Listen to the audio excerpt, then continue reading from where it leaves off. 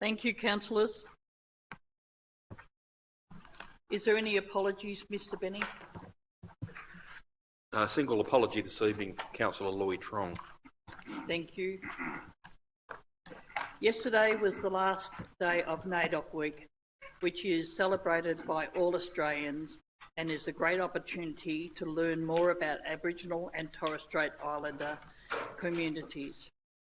It celebrates the history, culture and achievements of Aboriginal and Torres Strait Islander peoples, and is a week we recognise in Greater Dandenong through several activities. Tonight we acknowledge the traditional owners of the land on which we are meeting and pay our respect to their elders, past, present and emerging, while also respecting their deep connection to country and culture. Item number 1.3, offering of prayer. As part of Council's commitment to recognising the cultural and spiritual diversity of our community, the prayer this evening will be offered by Imam Mehmet Dogan from the Emir Sultan Turkish Mosque, Dandenong, a member of the Greater Dandenong Interfaith Network. Please stand.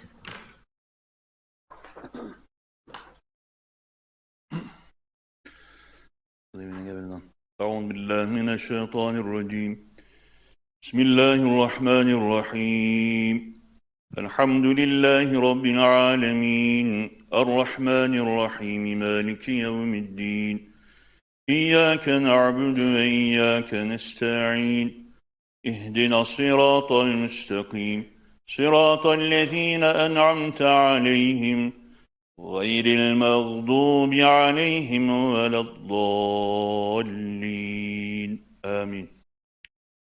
In the name of God, the most gracious, the most merciful, all praise is due to God, Lord of the worlds, the most gracious, the most merciful, Master of the day of judgment. You alone we worship and you alone we ask for help. Guide us to straight path, the path of those upon whom you have bestowed favor, not of those who have earned your anger, or of those who are astray. Amen. Ya Rabbal Alamin. Thank you. Thank you. Please be seated. Item number 1.4, confirmation of minutes of previous meeting. Moved by Councillor Tan, seconded by Councillor Formoso. Is there any questions, councillors? Is there any opposition? As there's no opposition, I declare this item carried. Item number 1.5, disclosures of interest. Mr Benny, please. Yes, there's a single disclosure this evening from Councillor Jim Ametti. It relates to item 2.3.2, Town Planning Application 11 King Street, Dandenong, PLN 21/0088. The type of interest is an indirect material conflict of interest of a non-pecuniary nature. The nature of the interest is that Councillor Ametti's, a member of Councillor Ametti's family owns a house in King Street. Councillor Ametti will be required to leave the chamber for the item. Thank you, Mr Benny. Item number 2, Officers' Report Part 1. 2.1, Documents for Sealing. Moved by Councillor Garrard, seconded by Councillor Lim. Is there any questions, councillors? Is there any opposition? As there's no opposition, I declare this item carried. Item number 2.2, Documents for Tabling. 2.2.1, Petitions and Joint Letters. Moved by Councillor Foster, seconded by Councillor Tan. Is there any questions, councillors? Is there any opposition? As there's no opposition, I declare this item carried. Item number 2.3, Statutory Planning Applications. 2.3.1, Town Planning Application number 344, Chandler Road, Keysborough. Planning Application number PLN 21/0023. Moved by Councillor Dark, seconded by Councillor Milkovich. Is there any questions, councillors? Is there any opposition? As there's no opposition, I declare this item carried. Item number 2.3.2, town planning Mayor. applications. Sorry, Thank you. Councillor Duck. Thank you, Mayor. I just wish to speak to this item because I had the objectors call me about it over the last couple of days to do with the issues impacting the fencing and overlooking. And I did have a conversation with the Town Planning Department about what exactly this development is. This is a development on Chandler Road, being one of the busiest roads that comes through my ward and a key intersection on it. And at the back of this premises is the back of Glenthorne Court. Glenthorne Court, being a bowl of a court, doesn't have a whole lot of traffic, and the concerns raised by the residents are particularly to do with the look of the trees that were going to be retained on the existing site and the fencing.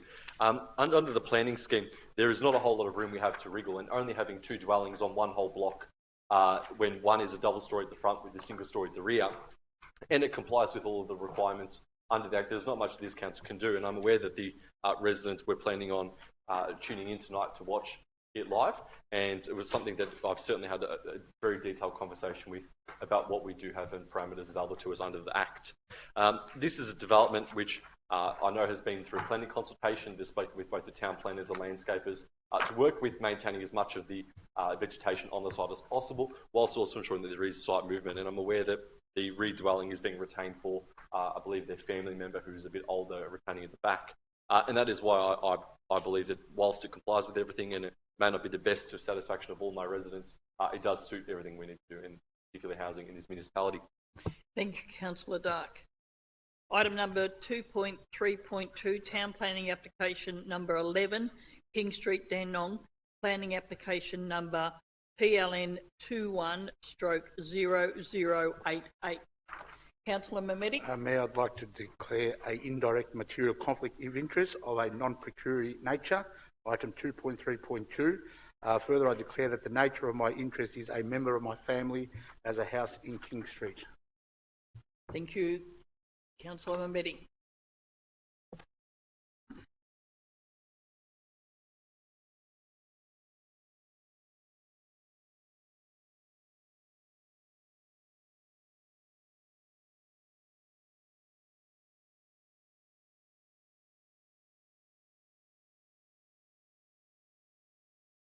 Item number 2.3.2, town planning application number 11, King Street, Dandenong, planning application number PLN 21/0088, moved by Councillor Dark, seconded by Councillor Milkovich. Is there any questions, councillors? Is there any opposition? As there's no opposition, I declare this item carried. Can we please have Councillor Mehmedi back into the room, please?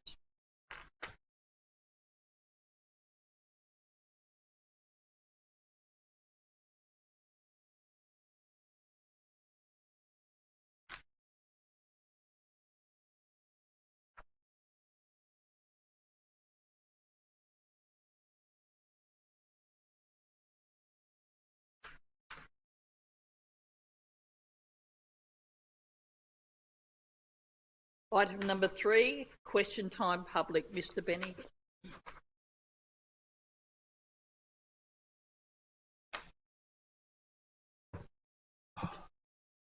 Sorry, Mayor, it's come upon me pretty quickly. I haven't even distributed the questions to the directors, but most of them have been received on notice. The first question this evening is from Sylvia Mastrogiovanni. Sylvia has asked that she, or requested that she ask her own question. She may come forward to the microphone.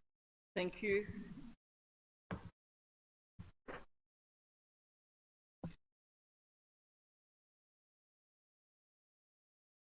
Thank you.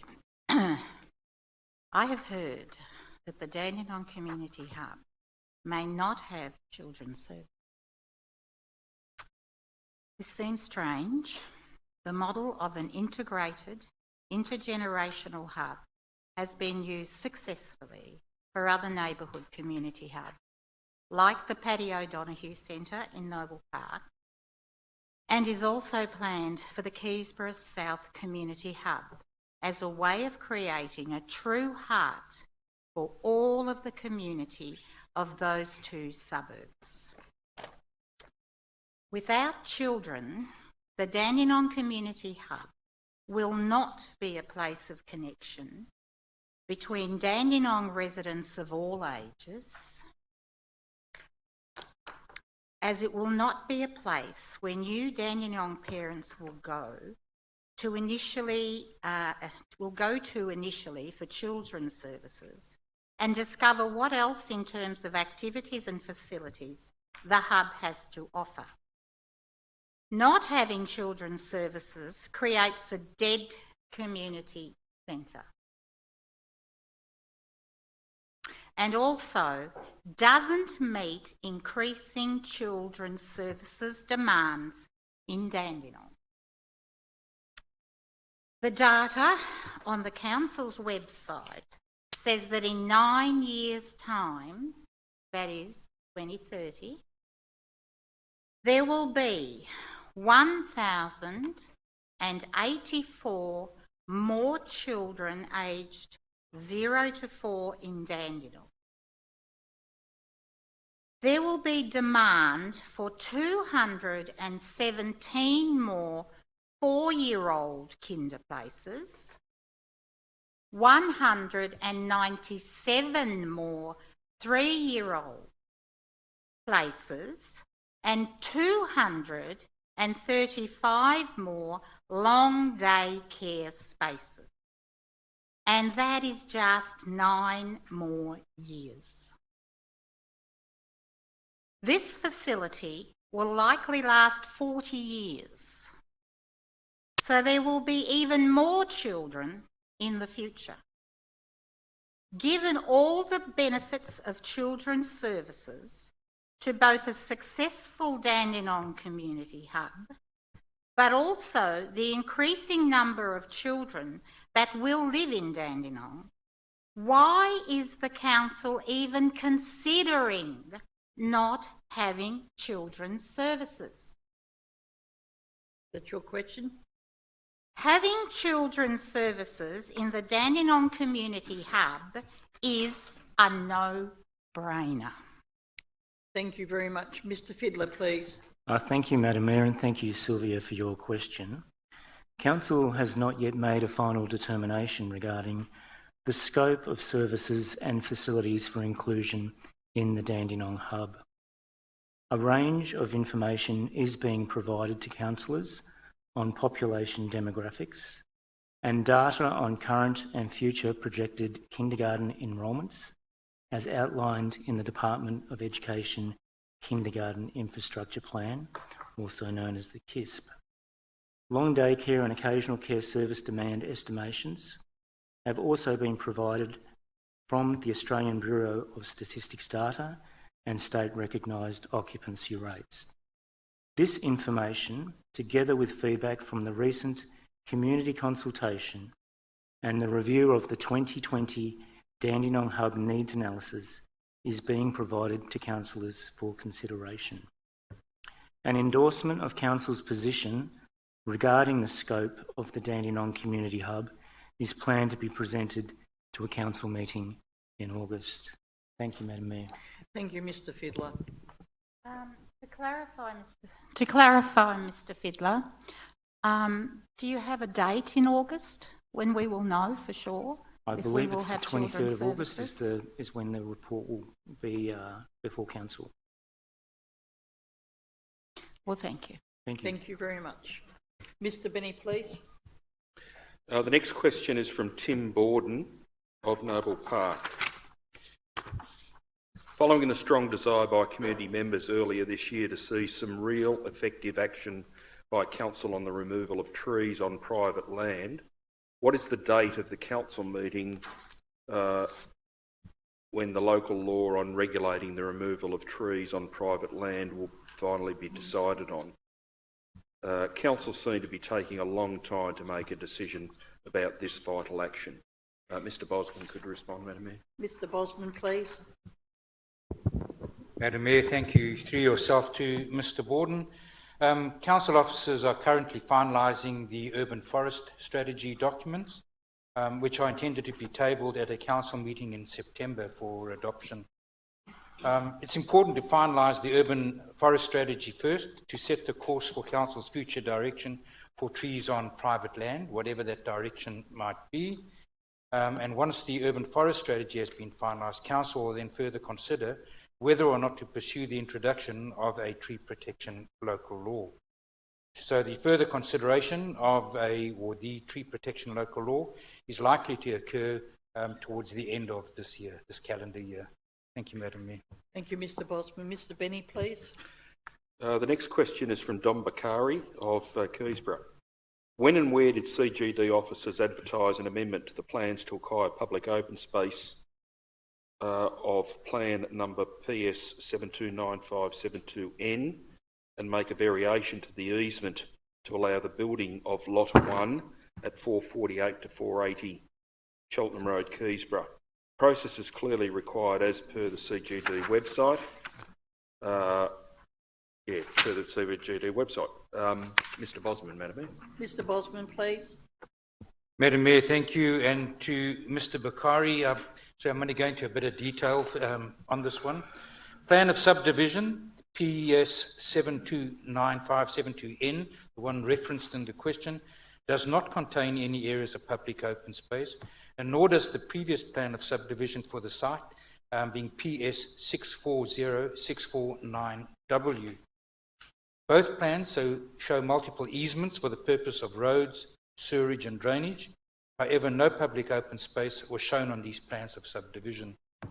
As such, no public open space has been removed for the development of the site or from the development of the site. With regard to the variation of the easements, this permit was issued in December 2018 and related to the alteration of carriageway easements that originally had trucks entering Cheltenham Road on the eastern end of the subject site to get to the loading bays for the Homemaker Centre, which are along the southern boundary of that site. This arrangement was in place when it was originally proposed by the developer to construct retail on the site, now being developed for residential. Given the retail was not built and rather the land was being used for residential, it was considered more appropriate that trucks came off Cheltenham Road at the western boundary of the site. This meant trucks would not be circulating right around this new residential development and rather had more direct a route to the Homemaker Centre and less potential interaction with the residents. In altering these arrangements, the road connection from Cheltenham Road near Lot 1 was not altered in width or shape at the intersection with Cheltenham Road. In terms of advertising the application for the variation of carriageway easements, this did not occur as this type of application is exempt from advertising under the provisions of the Victoria planning provisions. I think that basically says that I've got some diagrams that I can make available, but they do show where the easements were, where the accesses were. But in essence, the diagram simply illustrates what I've described in response tonight. Thank you, Madam Mayor. Thank you, Mr Bosman. Mr Benny, please. The next question is also from Don Bakari of Keysborough. I'm still waiting for Mr Benny to reply to me to discuss my question about trust. Why is this request to meet Mr Benny to discuss my question on trust? And that's the last of it. I assume it has not been advanced. I apologise to Mr Bakari. I do recall the question from the previous meeting. My recollection is that whilst the question was not absolutely clear, I had hoped that Mr Bosman's response around the utilisation of officer action under delegation might have partly answered the question, but I should not have assumed that that would be the case. I have emailed Mr Bakari today and apologised for my oversight, and I have offered for him to email me with further clarification on what he meant, and or to make an arrangement to come and meet with me to discuss the matter. Thank you, Mr Benny. The next question is from Gay Guest of Keysborough. Why does Council give approval for planning applications where principles are not met, like the one being considered at tonight's Council meeting? One application had 4 red notations. Is this not the time to make the developer comply with planning guidelines rather than impose improper development on the rest of the neighbourhood who have objected because living there they can see that there will be problems ongoing? Residents expect Council to impose all relevant guidelines at planning stage so that they can live in harmony without resident amenity being affected. Mr Bosman can respond. Mr Bosman, please. Madam Mayor, thank you through yourself to Ms Guest. I'm not too sure about the red notations on plan. Generally, red notations that are on plans indicate a change from one version of plans to another to draw your attention to where those changes have been made. Doesn't necessarily mean that they are non-compliant. And I believe the question relates to the planning application on tonight's agenda for the development of the 7 dwellings at 11 King Street. This application, as was the case with the other one on tonight's agenda, is a highly compliant proposal and one that fits comfortably within the provisions of the planning scheme. It is noted that there are some small variations to the standards as set out in Clause 55, being the location of bins, overlooking and front and side setbacks. Both the overlooking and locations of bin can be addressed and have been addressed by way of conditions, and those conditions are 1.4 and 1.1 of the recommendations that can be referenced in the agenda tonight. And that will bring it into full compliance. The front and side setbacks require very minor variations to the standard, being a balcony encroaching 60 centimetres into the front setback and small sections of the upper floor encroaching on the side setbacks, as can be seen on page 104 of tonight's agenda. Both the front and side setbacks are considered to meet the objectives of Clause 55, and within the planning scheme, objectives must be met, standards should be met. So it has met the objectives of Clause 55 and will not have an unacceptably detrimental impact on the surrounding properties. Thank you, Madam Mayor. Thank you, Mr. Bosman. Mr. Benny, please. Wrong thing on. The next question is also from Gay Guest of Keysborough. Residents know that CGD is COVID broke. Residents expect council to be fiscal in their approach to spending our rates on unwanted grandiose projects post-COVID and don't respect the decision to sell off our assets to make way for expensive infrastructure. Public question time, with many questions in regard to the Dandenong Community Hub, has yet to determine whether they presently use the existing facilities, whether they presently use the existing facilities, and how many people in this particular group are actually using meeting rooms. So do they belong to user groups? Presently, council manages about 18 community facilities that are all in the red. This does not give residents a clear picture of the debt that we are incurring to maintain these facilities, nor the losses from sporting facilities or the 4 sporting assets that will be part of the SEL jurisdiction. These losses are an eye-watering amount, and attendance is well down since lockdowns when the facilities were not generating enough income to cover overheads. 85% has been quoted as the downturn in usage of all these spaces. So what are the usage figures pre and post-COVID of all our council-run and managed facilities, including sporting venues? What is the breakdown of users that fit into the 4 categories? Residents, community groups, not-for-profit and commercial. Why are we considering building more facilities when we first have to reinvigorate all the community spaces we have and make them affordable and user-friendly? Council appears to be spending money that we don't have at present. Have loans been repaid? The chasm is vexatious. Sadly, idle promises are being thrown around as election sweeteners.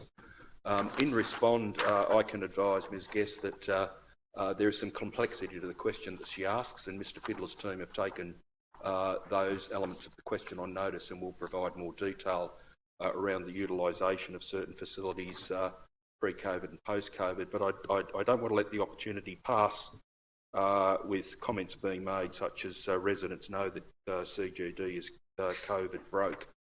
Council is not broke by any definition. Council is in an extremely sound financial position, and that is evidenced by the recently adopted budget that included projections for the year ahead that would generate an operating surplus. As I recall, the 14th operating surplus in a row for council, and also projected the year-end financial position for this year, which again results in an operating surplus for council, all of which considers the impacts of COVID over a long period of time. And the other evidence in relation to council's sound financial position is the long-term financial strategy, which is due to go through a public exhibition process in the not-too-distant future, and will come back and give appropriate projections of the way forward in terms of ongoing operating surpluses for this council. Furthermore, I would add that council's independent council's, the Auditor General will report on council's financial position in the next couple of months, and we expect that will confirm exactly what I've said about council's sound financial position. None of that says that this council has done any of those things with great ease. This council has laboured extremely hard over its decision-making and the prudence of managing its services, facilities and assets, but it has done so in a very sound way, and I say again, does not in any way indicate that the council is in a dire financial position, much to the contrary. We'll also add that the comment is made, just as one example, to SEL, being South East Leisure. South East Leisure is one prudent decision this council took to try and gain greater control over the management and operation of its leisure facilities, and we expect arising from that the council can arrest ongoing subsidies that apply to facilities of that type and hopefully begin to turn that position around. But we thank Gay Guest for her question, and we assure her that there will be a more comprehensive response around utilisation coming to her in the not too distant future. The next question is from Matthew Kerwin of Noble Park. It's very common and easy technically for online submission forms to email back a copy of the response that people have submitted to the submitter. With that in mind, could the online forms for public question time please have that feature incorporated so the questioner can get a copy of the question they submitted? Ms Roberts could respond, Madam Mayor. Ms Roberts, thank you. Through you, Madam Mayor, yes, Matthew, we will certainly look into that and have that happening in the next few weeks. Thank you. Mr Bennett, please. The next question is from Gay Guest of Keysborough. A car trip shows the proposed Keysborough Community Hub is 0.3 kilometres from the proposed site of the Fabian Court childcare proposal, which is 0.5 kilometres from Great Beginnings Keysborough Kindergarten and Children's Centre, and a further 1.3 kilometres to Bluebird Childcare, total of 2.1 kilometres. This distance will be greatly reduced when the third side of the triangle is opened with the Villiers Road extension. Nor does it take into consideration all the private family daycare stroke occasional daycare in this area. It appears there is going to be duplication of programs, and as history has shown us, eventually the need diminishes and facilities become redundant, e.g. the two new pocket parks. How can we future-proof this when private providers are working against council-run facilities offering the same programs? Daily, residents are moving on from the CGD, so the area is becoming itinerant, and why childcare, kinder and school enrolments fluctuate dramatically with kinders moving to school sites for easier transition. Why are our existing underused community facilities not being considered at the moment to offer child-friendly programs? In the past, outdated figures have determined need, remembering this year is a census year. It would be one way to increase the usage rates of our community facilities, which offer so much to our communities already in the way of space and programs. Some facilities suit entry point groups who feel more comfortable in our established community assets. Council needs to rejuvenate existing locations and make them viable before moving into expensive building contracts. Mr Fiddler could respond, Madam Mayor. Mr Fiddler, please. Thank you, Madam Mayor, and thank you, Gay, for your question. Council has completed significant analysis into the need for kindergarten and childcare facilities in Keysborough and the Keysborough South area, with population forecasts identifying on growth in the 0 to 4 year age group over the next 15 plus years. Based on this demand, the Keysborough South Community Hub has an integrated children's services licence with long day care and kindergarten provided. Additionally, the rollout of 3-year-old kindergarten in 2022 will place increased demand and ongoing need not only for the new facility but also for existing early years facilities. This increased demand is based on the state government requirements for at least 5 hours of 3-year-old kinder in 2022, which will be scaled up to 15 hours per week over the next decade. To ensure adequate kindergarten places are available, Council has partnered with the state government in the development of a localised Kindergarten Infrastructure Services Plan, which I referred to earlier this evening, also known as the KISP. Thank you, Mayor. Thank you, Mr Fiddler. Mr Benny, please. The final question this evening is from Melinda Puglisi of Dandenong. Why is the underground car park closed to the public for parking? Context: we tried to access this car park to attend this meeting and the roller door was closed. I apologise to Ms Puglisi for any inconvenience experienced. The car park has been closed for a long period of time now in relation to COVID restrictions. This council, as a public building, and given that library services and a whole range of activities operate off the car park, had been required to implement restrictions that caused us, through discussion with council, to close the car park. However, restrictions are now beginning to ease, and I haven't had an update of recent times from council's emergency management officer, but I will, based on this question and as prompted by you, follow up with that person tomorrow, and we will endeavour to get a clear direction about the restrictions and the car park going forward. Thank you, Mr Benny. Item number 4, Officers' Report Part 2, 4.1 Policies and Strategies, 4.1.1 Language and Communication Diversity, Assets, and Equality Policies, Community Development and Community Hub Frameworks Reviews.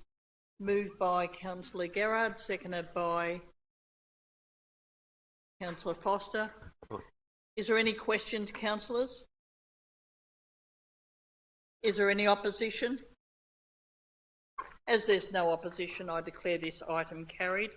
Item number 4.1.2, Review of Council Policies, Fixed Asset Accounting, 2021-2022. Moved by Councillor Dark, seconded by Councillor Gerard.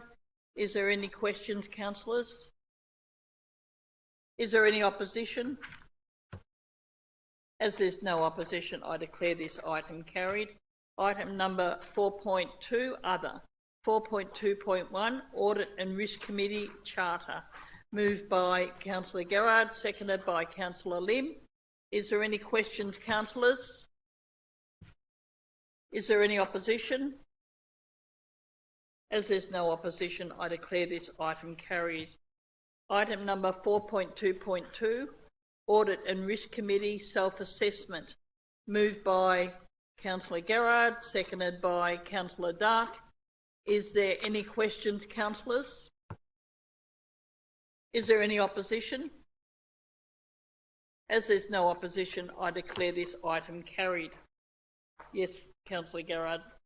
Madam Mayor, I'd just like to take this opportunity to thank Mr David Ashmore, who is departing the Audit and Risk Committee, for his 9 years in total of service and the last 3 years in chairing the Audit and Risk Committee. Thank you. Item number 4.2.3, Naming Proposal for New Contemporary Art Gallery. Happy to move that, Madam Mayor. Moved by Councillor Mehmeti, seconded by Councillor Dark. Is there any questions, councillors?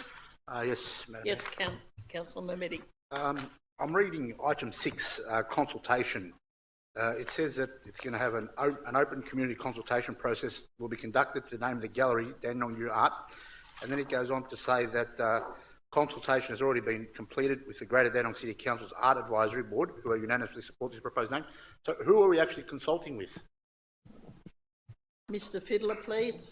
Thank you, Madam Mayor. Thank you, Councillor. I believe it says here that we, under recommendation number 2, council officers commence the statutory process required under the naming rules for places in Victoria and council policy, and that either in item recommendation number 3, a further report be presented to council for formal endorsement of a name for the new gallery after the required public consultation has been undertaken. So there's been a process to determine the preferred name, and now I believe it goes out for that process and is welcome for public comment, and then it comes back. Okay, so my understanding is we're not having community consultation. My understanding is that we've only consulted with the advisory committee, so no community consultation other than the advisory committee. Mr Fiddler, please. I'd have to take that question on notice. I don't have that information in front of me at the moment, Mayor. Okay, thank you for that, Mr. Fiddler. Anyway, question time. Oh, that's all my last question. Hang on. Councillor O'Reilly? Mayor, if I can assist, page 281, item 6, consultation. An open community consultation will be conducted. So it appears that that's already planned there, Mayor. Page 6. What page? Will be Page conducted. 281. Will be conducted. Item 6, correct. Okay, Item 6, consultation. thank you. Thank you very much. Is there any other questions, councillors? Is there any opposition? As there's no opposition, I declare this item carried. Councillor Garrard, please. Madam Mayor, I'd just like to say what an exciting moment this is in the naming of the new gallery. I congratulate those that came up with the name of the new gallery. I think it's very exciting, and I think it's a very exciting moment for the City of Dandenong. Thank you. Item number... Thank you, Madam Mayor. Sorry. Dandenong New Art. I think it's pretty easy to remember. I think it's going to be a good name. I personally believe that actually I support this name, but I just wanted to know and clarify how we're going to consult with the community. I know I'm reading this report saying that we have to find out whether there's a process to go through with the names and exact things like that, but this is an exciting time for this city. Having a brand new art facility in Dandenong, I don't think we've ever had one. The former one used to be an old fire station, so to be spending $7 million plus in central Dandenong is going to be very good for this city, and I think this name will stand out and will make a difference, and hopefully we can actually build on our art in Dandenong. Thank you. Thank you very much. Yes, sorry, Councillor O'Reilly. Thank you, Mayor. Just following on from Councillor Mehmeti, absolutely this will be a national standard art gallery, I'm sure, and we can see that central Dandenong will really be kicking some goals in more ways than one with the announcement of the development near the train station, the mixed-use development, and also the recent announcement of the feasibility into a new stadium. So we can see with the art gallery and the two items I've just mentioned that they can all work in together to attract and retain visitors to central Dandenong. Thank you, Mayor. Thank you, Councillor O'Reilly. Item number 4.2.4, draft minutes of the... Mayor. Sorry. Oh my gosh. We about to move? Yeah. We're about to speak. No. Mayor, I just wanted to speak to the previous item, if I could. Yes. Yep. So this is actually, as Councillor Mehmeti, Councillor O'Reilly have stated before, this is actually a very, very, very exciting time. The Dandenong Art Gallery is one of the big things. I know I've mentioned in the past that we have a big archive storing a lot of artwork that this municipality receives, and it's not on show. And what's the point of having artwork if it's hidden away in our off-site archives and nobody's there to see it? The good thing is as well, having properly temperature-controlled rooms and facilities means that when we do get to the stage of bringing out some significant artwork, which hopefully will be a draw card to Dandenong, that we do have the capacity to be able to hold it. We do have the capacity to ensure that it's being maintained, which is often a substantial criteria when it comes to some of the bigger art galleries and actually loaning and lending their artwork. They want to make sure that there is the right facilities to make sure that it doesn't disintegrate or have any issues. The art is a very fickle thing in terms of that it can bring a huge crowd to Dandenong. It can pull different crowds depending on how the artwork is being tailored to which community group. And I've seen with the Monash Gallery of Art in Notting Hill that there's usually they'll have a big corner stake event. There's a huge attendance, people coming from all over Melbourne to come and have a look at sculptures or paintings and that sort of thing. And I would hope that once this gets built in Dandenong, that people then do come as a destination. They come, they support other local businesses nearby, they stay in the accommodation. That's what we want to ensure that people have a reason to come to Dandenong and a place to celebrate. So I congratulate the officers that have done a whole lot of work, and it does look very good for those who have walked by with the amount of steel that's just recently gone up. It's really starting to take shape, and I would encourage anybody who's nearby to go by and have a look and check it out. Thank you, Councillor Dark. Councillor Tan, did you want to say something? Oh, you want to? Yeah, all right, not a problem. Let me read it first, please. Item number 4.2.4, draft minutes of the Community Safety Advisory Committee meeting, 12th of May 2021. Moved by Happy to move Councillor it, thanks. Tan, seconded by Second Councillor that. Formoso. Is there any questions, councillors? Is there any opposition? As there's no opposition, I declare this item carried. Item number 4.2.5, draft minutes of the Disability Advisory Committee meeting 17th of May 2021, moved by Councillor Lim, seconded by Councillor Gerard. Is there any questions, councillors? Is there any opposition? As there's no opposition, I declare this item carried. Item number 4.2.6, draft minutes of the Arts Advisory Board meeting 25th of May 2021, moved by Councillor Gerard, seconded by Councillor Lim. Is there any questions, councillors? Is there any opposition? As there's no opposition, I declare this item carried. Item number 4.2.7, draft minutes of the Springvale Community Hub Committee meeting 25th of May 2021, moved by Councillor Lim, seconded by Councillor O'Reilly. Is there any questions, councillors? Councillor Dark. Thank you, Mayor. Mayor, just a question to the relevant officer. I've been made aware, I was going to raise this under my general business, but I'll raise it since we have to do the Springvale Community Hub, that there's been several incidences occurring in the public toilets on the upstairs level, and there's been multiple incident reports that have taken place. Was this discussed at a committee level about any of the issues coming out of that, or are we aware? Mr Fiddler, is that you? Thank you, Madam Mayor. No, that hasn't been discussed at this committee. They've only had really one official meeting after an introduction meeting, so that item didn't come up. But I can follow that up with the operational team at the hub and provide a response if you'd like. Thank you. Thank you. Is there any other questions, councillors? Is there any opposition? As there's no opposition, I declare this item carried. Item number 4.2.8, draft minutes of the Multicultural and People Seeking Asylum Advisory Committee meeting 1st of June 2021, moved by Councillor Foster, seconded by Councillor Gerard. Is there any questions, councillors? Is there any opposition? As there's no opposition, I declare this item carried. Item number 4.2.9, proposal to sell council's land at 1 to 9 Walker Street, Dandenong. Councillor Dark. Mayor, I wish to disclose a conflict of interest on this matter. The conflict of interest is a direct material conflict in interest of a pecuniary nature, and then further the declaration of the nature of the interest is that I work for a commercial industrial real estate agency which may potentially be involved in the sale process. Thank you.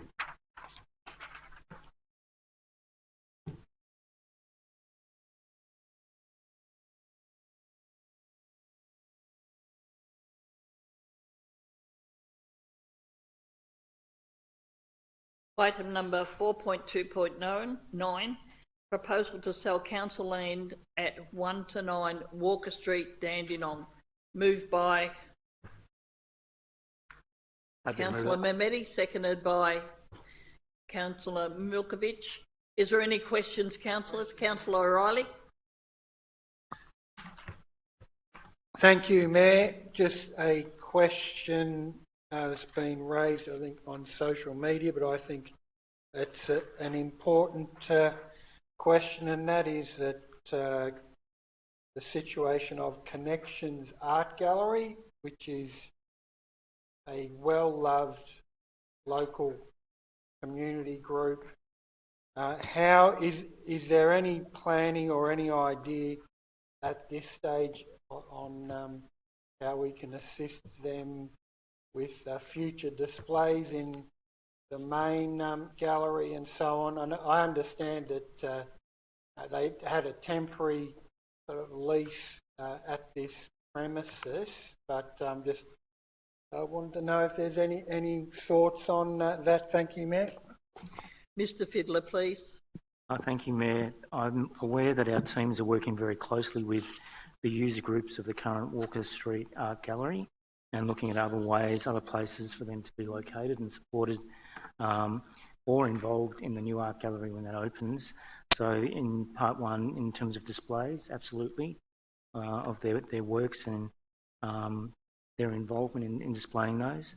And that will also be a conversation we'll be having with other groups as well. Thank you, Mayor. Thank you, Mr Fiddler. Any other questions, councillors?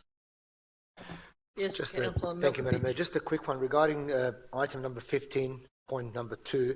It says if submissions are received, authorises all council officers to establish a special committee of council comprised of a mayor and councillors, Mehmeti, and there's a blank space. Is there? I'm just asking, like, how do we determine? Yeah, well, I wasn't sure. Yeah, I'm happy to. Just need someone to nominate you. No, that's fine. Just wondering what it was. Oh, Yeah. sorry, to nominate for the committee. Oh, okay.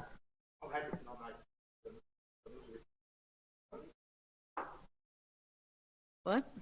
Yeah, thank you. Yeah, no. Yeah, all right. I need a seconder for that, please.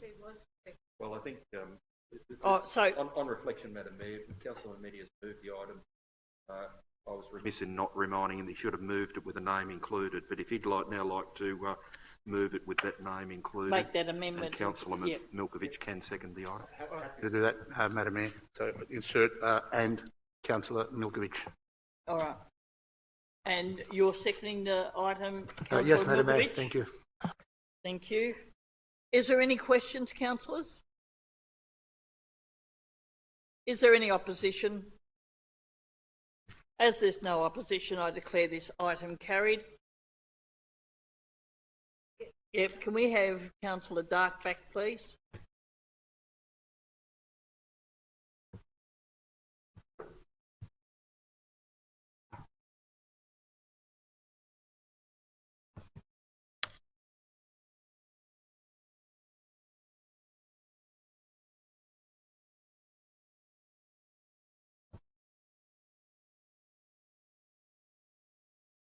Item number 4.2.10, City of Greater Dandenong Local Law number 2, General Local Law. I need a mover, please. Councillor To move that. Famoso and Councillor Garrett as seconder. Is there any questions, councillors? Is there any opposition? As there's no opposition, I declare this item carried. Item number 4.2.11, list of registered correspondence to Mayor and councillors. Moved by Councillor Tan, seconded by Councillor Garrard. Is there any questions, councillors? Is there any opposition? As there's no opposition, I declare this item carried. Item number 5, notices of motion. 5.1, notice of motion number 11, ICAN, International Campaign to Abolish Nuclear Weapons, Cities Appeal. Moved by Councillor Foster, seconded by Councillor Garrard. Is there any questions, councillors? Is there any opposition? Councillor Dark, you've said opposition. Councillor Foster, please. You've got 5 minutes. Thank you, Madam Mayor. I know that this notice of motion has come back to council after a few months. I think the first time it came around, I think it was opposed due to some uncertainty, perhaps due to some conflicting information that was exchanged in that time. Following the passing of the motion at the recent NGA in Canberra just last month, it seems quite timely to present this notice of motion again in the hope that my fellow councillors have been further informed of the importance of this treaty for global safety and security, given not one of them actually opposed the item in Canberra. I'd like to remind my colleagues that 537 local councils represented at the NGA unanimously passed this motion calling on Australia to sign and ratify the Treaty on the Prohibition of Nuclear Weapons. All my colleagues were present at the NGA and had the opportunity to object if they wished. And objecting to this now, I think, knowing it has the full support of the ALGA, would be to sort of turn this back, this initiative, one that is fully supported by the federal opposition leader as well, and would become policy if the Labor Party win the next election. Our residents, I might add, Madam Mayor, come from over 150 nations. So we take pride in knowing that our municipality is is the most multicultural. So many of our residents have loved ones in countries overseas that perhaps feel threatened by nuclear war, whether by accident or deliberate. And many countries where our residents come from have actually ratified and signed the treaty. And these countries include, we've got the Vatican started off as one of the first 50 nations to support it when it started on the 22nd of January this year. Malaysia, New Zealand, Vietnam, Cambodia, the Philippines, Sudan. I could go on, but I'll be here all night. We also have major cities around the world that have supported this. ICANN Cities Appeal, Paris, Los Angeles, Berlin. Again, I could go on. 41 cities in the USA have passed resolutions in support of the treaty, including Washington, D.C., the state of California and the state of Oregon. So we are not alone in asking for this. We're not alone. We can do this. We can do local issues, but we can also do global issues as well. Our residents voted for us to have a voice to speak up for them, stand up for them, for peace, for justice, the things that are important. I could go on, but I might save the rest. Thank you, Madam Mayor. As seconder, Councillor Garrard, please. You've got 4 minutes. Thank you, Madam Mayor. I think the endorsement of 537 local councils confirms that this is indeed a local issue, that we know that local councils are indeed responsible for the safety of its citizens. We've also seen that the remit of local government is ever expanding, and that we have seen that on many issues local government is leading leading other levels of government such as state and federal. We've seen in climate change local government is leading the way. We have seen in mental health local government is leading the way. We have seen in many areas local government is expanding its remit to lead on many fronts. Protecting our citizens is a primary responsibility of local councillors. And so it is for this reason that this notice of motion has been put before you tonight. So what is the opportunity for the councillors here tonight is to show that they have concern for the safety of their citizens and that they are consistent with the vote of the Dandenong City Council and 536 other councils at our recent national summit. Thank you, Madam Mayor. Thank you, Councillor Garrard. In opposition, Councillor Dark. Thank you, Mayor. Mayor, this was an item, as Councillor Foster mentioned, has come up in the past and it's come up again, once again. This was an item which this council took a decision by vote of councillors to refuse to support the ICANN motion. At the ALGA conference, many different councils take the point, and there's many different motions which are discussed and debated. Each council has one representative who votes, and I believe that was either yourself or Councillor O'Reilly, who is given the remote, yourself, to be able to give them the remote to be able to vote.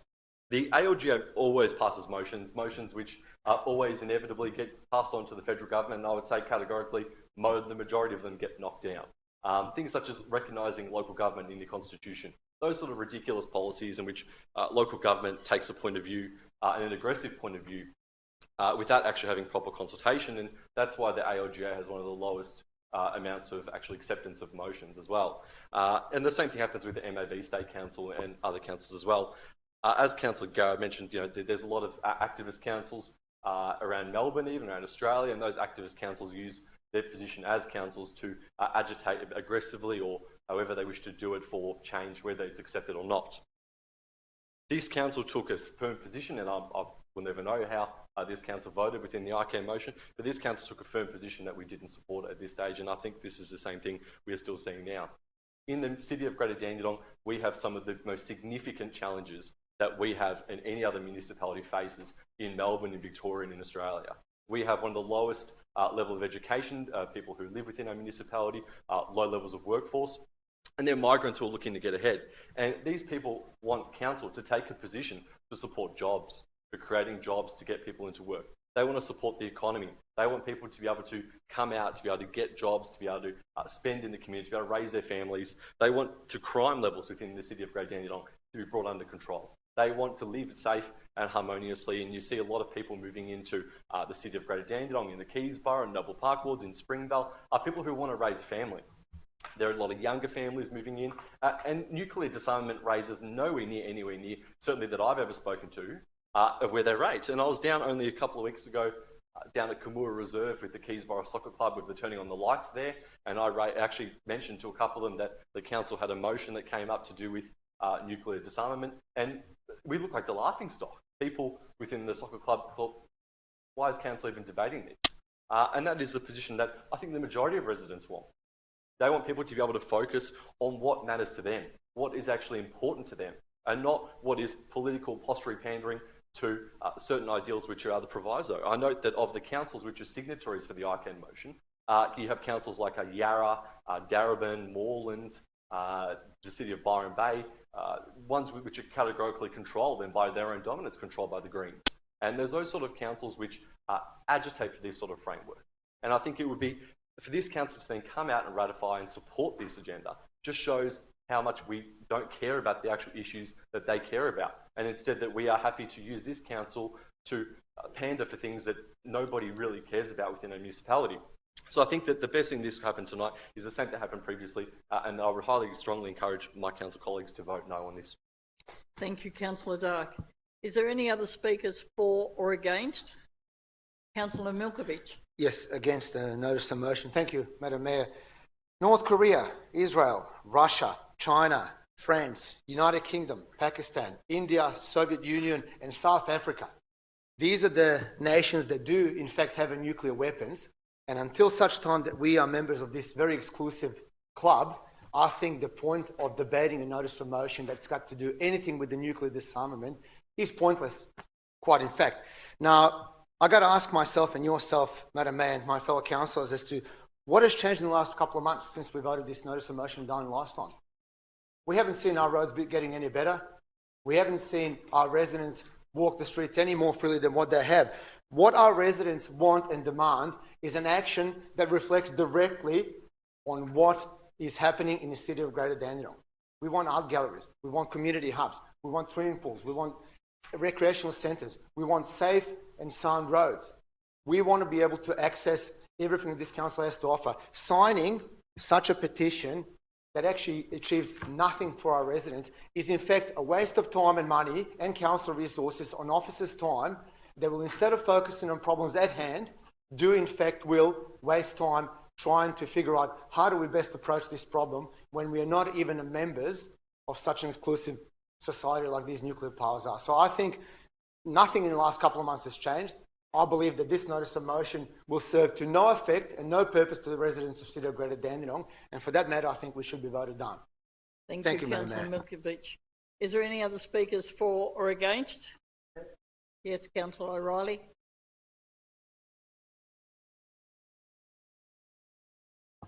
Thank you, Mayor.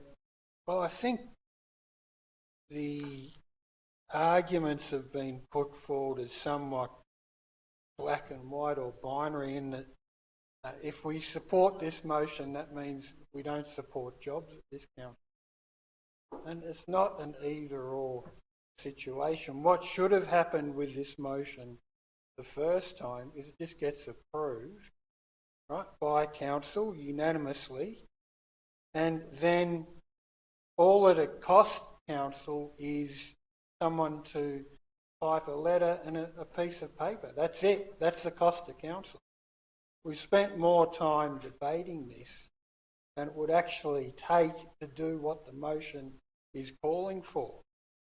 So for that reason, like, do we really want to be seen to be a council that is not against nuclear weapons? I mean, we just should approve it, and then that's the end of it. I think that most residents are intelligent enough to know that council deals with a whole raft of issues that are mostly local, and some, such as when we approved the climate emergency, affect them on a global scale. So I think, Mayor, I ask councillors to just approve this and we can move on. Thank you.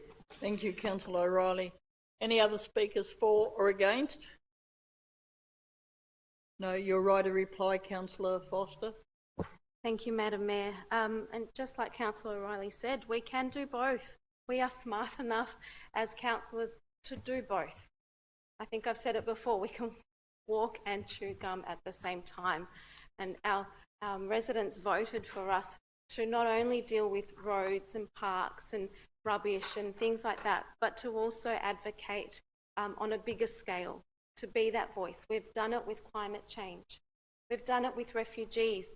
I know, Madam Mayor, yourself, Councillor Garrard, Councillor Formoso and myself, we marched from the State Library to the Park Hotel, asking the government, or representing this council to push for the federal government to look kindly upon refugees. Now that doesn't affect, that's not a local matter, but we do that because we can, and we're in a position to do that. Now, more than 2,000 nuclear weapons have also been exploded since 1945 as part of test programs. And this happens underground, this happens underwater, it happens in the atmosphere. There are environmental effects of these testings and trials. But not only that, they impact local communities. A number of years ago, testing was done in WA and South Australia and has impacted significantly on Indigenous communities. Now, that's not a local matter. I don't know what is. That is a local matter. It might not be in the greater Dandenong region, but it's in our backyard. And we can take a stance. And I urge my fellow councillors to be that voice, take that stance. We're not taking away from rubbish removals and parks and galleries. We're able to do both because we're smart enough and we can do both. Thank you. Thank you. I will now put this to a vote. All those in favour of the notice of motion, please raise your hand. Councillor O'Reilly, Councillor Foster, Councillor Gerard and Councillor Long. All those against, Councillor Dark, Councillor Milkovich, Councillor Lim, Councillor Tan, Councillor Mamedi and Councillor Formoso. The motion is lost. Thank you.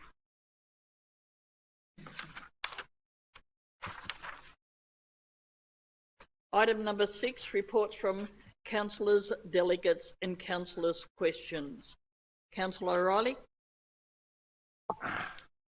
Thank you, Mayor. I've attended a couple of events, but I think they'll be mentioned by other councillors, so I'll just go on to the issue I've got tonight, Mayor, and that is that a key resident in a resident group has contacted me regarding hooning at Alson Plaza, which is at 754 Princess Highway, Springvale. That's a relatively new development shopping complex that includes the Good Guys, 24-hour McDonald's, there's a sports gym and quite a few other eateries around there. This resident has said that the group of local residents near them, near there, is reporting that hooning and the associated noise from hooning is occurring on Thursday, Friday and Saturday night, And if that's not enough, Mayor, there is more because, as we know, there's quite a bit of noise emanating from Sandown Racecourse on many Saturdays. So apparently this activity is growing. This resident group has contacted the police, but the level of action that's been taken has not met expectations or has not mitigated the hoon and noise activity much at all.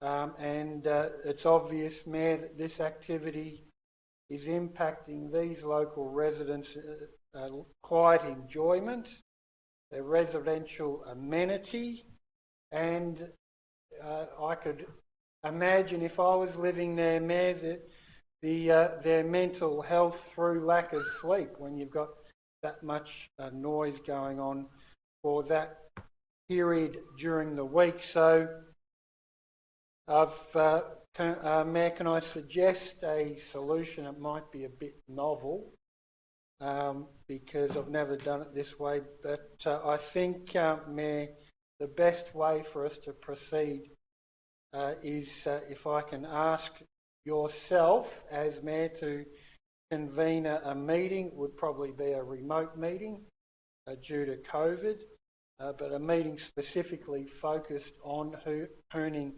at Alson Plaza, and that we would invite to that meeting yourself, myself as a ward councillor, police representatives, the management of Alson Plaza. The hoon behaviour seems to be around the 24-hour McDonald's, so if we could get a representative from McDonald's management, and if we could have a meeting with a focus on the mitigation or elimination of the hoon and associated noise, because from what I've gathered, Mayor, all the elements are there. So the CCTV would be there, either at outside of McDonald's or the actual plaza management. I was just linking that up with the police and action from the police and some sort of regular enforcement activity, I think, to let the hoons know that this sort of behaviour around there is not on because the residents are going bonkers with all the noise from it. So I'd ask if you could support me in that regard, Mayor. Not a problem, Councillor O'Reilly. Is that all you've got? Mayor, can I just add a supplement? I'll just add a supplementary to what Councillor O'Reilly I was talking about with regards to Uson Plaza. Uson Plaza is used on a Friday night for the Melbourne Muscle Car Meets. It's a destination. It's commonly referred to those who, I suppose, are car enthusiasts, and where there's several people I know that attend those. And it is being used because of the car park. So we do see there is, I believe there's social media, it's openly available there as well. It'd just be a simple search.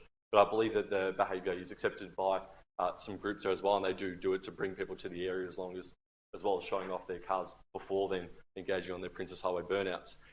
So it might be worthwhile also having a conversation with the USON group themselves, and then also just having a look and seeing what is available on social media in terms of publicly available events as well on a Friday night. Also, Mr. Bosman, you have something to say as well? Madam Mayor, thank you. I think these ideas are all good ideas. There is a very specific task force program that Vic Police, in fact, have specifically with regard to that complex, Operation Sumatra. And I think that the starting point would probably be to contact VicPol in the first instance. One doesn't want to be crossing over work that they are currently doing with other parties within that complex. No harm in following that through, as requested, I would say, by Councillor O'Reilly, but certainly there's a very specific operation, as I said, Operation Sumatra, being conducted by VicPol with regard to that specific site. So that might be a good starting point. Thank you, Madam Mayor. Thank you, Mr. Bosman. Councillor O'Reilly, I think we'll go through that first, contact the police, and then we'll set up a meeting. If they've got a operation going already. Yeah, thank you, Mayor. Yeah, that was information I didn't know, so thanks to Councillor Dark and the Director for that information. Anyway, we can talk about it offline, but it just appears that like the operation doesn't seem to be, and this is just from information I'm receiving, doesn't seem to be having the intended impact. But anyway, before we convene that meeting, Mayor will do some further research and information gathering and go from there. Thank you. Thank you, Councillor O'Reilly. Councillor Formoso, please. Thank you, Mayor. Ashley Barty is our new Wimbledon champion. I have had the most amazing weekend with the sporting results, but nothing more important than that one. And not only that, doing it during NAIDOC week, very, very important milestone that we have received in women's sport in Australia. First Australian female to win since Yvonne Goolagong-Cawley in 1980. So I really hope that this encourages all of our residents to get their daughters and sons out there playing tennis as much as possible with all these incredible facilities that we're building. I really hope that this picks up momentum and that we are getting as many people participating in sport, particularly tennis. Which brings me to the second bit of exciting news that's occurred in Dandenong. Sports and Events Centre feasibility review for a development case proposal here in Dandenong. The most exciting news I've ever heard since being born and raised in Dandenong and living in Dandenong. Dream come true for every single resident here and everyone beyond. I really look forward to that being fulfilled and being finally built as it should. Nothing brings communities better together, unites communities better together than sport, and I know that better than most as a PE teacher. So I really hope that everyone stands behind that when it comes up again. Now, I've had local business owners along Menzies Avenue contact me about a couple of issues. A few of these issues I have raised as merits through the Snap Send Solve system, and they have not been resolved through that way. So I was really hoping to bring it to the officer's attention this evening. One of them is that there's a loose parking pole that has just been erected recently. It's just been drilled into the concrete. However, it's extremely loose. A child or an elderly person could just lean on it to very briefly and have some serious damage. So I'd like that looked at as soon as possible, please. I didn't even know how to put that through as a merit, to be honest, because I just thought it would take too long how serious the issue is. It was only brought to my attention yesterday. I've also flagged some of the lights that aren't working at the Latham Crescent Senior Citizen Centre. 3 lights, in fact, that aren't working at all, 2 of which I think are new and have not yet started to operate. So if I could have the officers have a look at that as well. Businesses are also complaining about the road surface at the moment along Menzies and that it's in really dismal shape. So if we could have that assessed as well, that'd be great. And lights at the 2 pedestrian crossings. Again, 2 of the issues that I have raised through Snap Send Solve, and they haven't yet been corrected. So to not have lights at 2 pedestrian crossings, I think, is extremely dangerous. So if I could have the appropriate officer respond, please. Mr. Van Boxel, please. Through the Mayor. Thank you, Councillor Formoso. We'll follow up on all 4 of those items. So, as I understood them, the loose parking pole, the lights not working at the Senior Citizen Centre, the road surface, and also the lights at the pedestrian crossing. So I'll get on to all of those matters first thing in the morning and we'll try and address them as quickly and properly as possible. Thank you. Thank you, Mr. Van Boxel. Councillor Formoso. Thank you, Mr. Van Boxel. That's great. I'm sure one of them that I flagged, which was the lights at the pedestrian crossing, is actually a Vic Roads issue. But if we could still follow that up, I'd greatly appreciate that. The other issue I have is the Jan Wilson Centre. I've had a couple of residents contact me trying to make inquiries for mothers groups, and this is an issue that I've raised in the past in regards to the website not being up and running or effective enough in a way for people in the area to ascertain information regarding these services at this amazing community centre, yet we've got no way of accessing what actually goes on there. I've looked for several things myself and not been able to find it. I know we're in the process of maybe revamping that, but I would really like that addressed as soon as possible. And the other issue in regards to that was that we do have a phone that's manned there throughout the day till about 2:30. However, on Friday, the 9th of July, the phone line was busy the entire day. So if the appropriate officer could explain to me why that occurred, that'd be Ms. great. Bragg, please. Through you, Madam Mayor, thank you for those questions, Councillor. I'm not aware of what the phone issue was, but I'll certainly follow up and find out what's going on there. With regards to what's on at the centre, there's a whole host of activities on at that centre. A lot of them are private groups, some of them are activities and things that we put on as council, and we get facilitators in to host those. I can certainly provide you with information. Post-COVID groups are starting to come back a lot more than what they were previously. So that's happening gradually and within all the restrictions that we have in place. Some have decided not to return at all, but a number are coming back. So I can certainly track down exactly who's using the facility when and get that information to you. Thank you, Ms. Bragg. Councillor Formoso. Thank you, Mrs. Bragg. That's fantastic. However, the issue is also the fact that if you relay that information to me, it still needs to be relayed to the community. So if we could do something with the website to ensure that the rest of the public is getting that information as well. I certainly don't need those services anymore, but thank you. Thank you. Any more councillors from Councillor Foster, please? Thank you, Madam Mayor. Just a couple of things. I can deal with global issues as well as local ones. Sorry. So it's been brought to my attention just over the weekend that bags of dumped rubbish on Cyril Grove in Noble Park, just site adjacent to the Eastlink Trail, have been dumped there. Through you, Madam Mayor, could the relevant officers please have a look into this and clear this, please? Which one? Mr Van Boxel. Sorry, Mr Van Boxel. Yeah, through you, Madam Mayor, Councillor Foster. Yes, we can definitely have a look at that. So Cyril Grove, do you have any, the Eastlink Trail sort of runs for quite a distance. Is there an intersection at all? Cyril Grove's really quite short, so if you just, All right. officers just drive We'll through it, follow they'll that see up. it. Thank It you. stands out. Thank you. Thank you, Mr Van Boxel. Yes, Mr Benny. Yeah, could I just take the opportunity? I was concerned to hear Councillor Formoso indicate that she'd registered a number of concerns on SnapSenSolve and they hadn't been addressed or responded to. I've made a note of that and we will follow up in relation to that.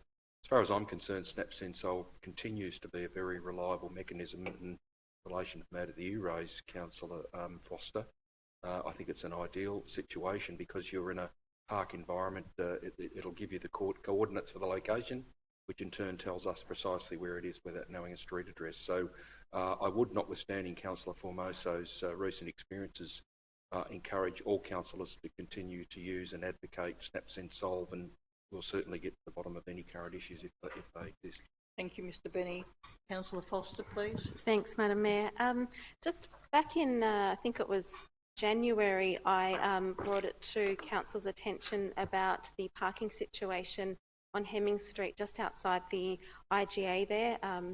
The owner of the IGA has mentioned some issues with the parking there of 2 hours and has wanted to look at perhaps 15-minute parking to allow for more customers to flow through. And I thank also Councillor Mehmedi for also bringing that to my attention. Can I just have an update on what the situation there with the parking is? Because I did drive through the other day and it's still 2 hours along there. Thank you. Mr Van Boxel, is that you? Yes, through you, Madam Mayor. Thank you. Councillor Foster, I'll have to take that question on notice. I'll have to follow up and get an update from our traffic at the parking area. Thank you. Thank you. Councillor Garrett, please. Thank you, Madam Mayor. Madam Mayor, it's been wonderful in the last few weeks to see the growing support in the Keysborough area and surrounding area for the saving of the chapel on Chapel Road. And indeed, many of the councillors here have been long-term supporters, including yourself. It's a wonderful story of coming full circle.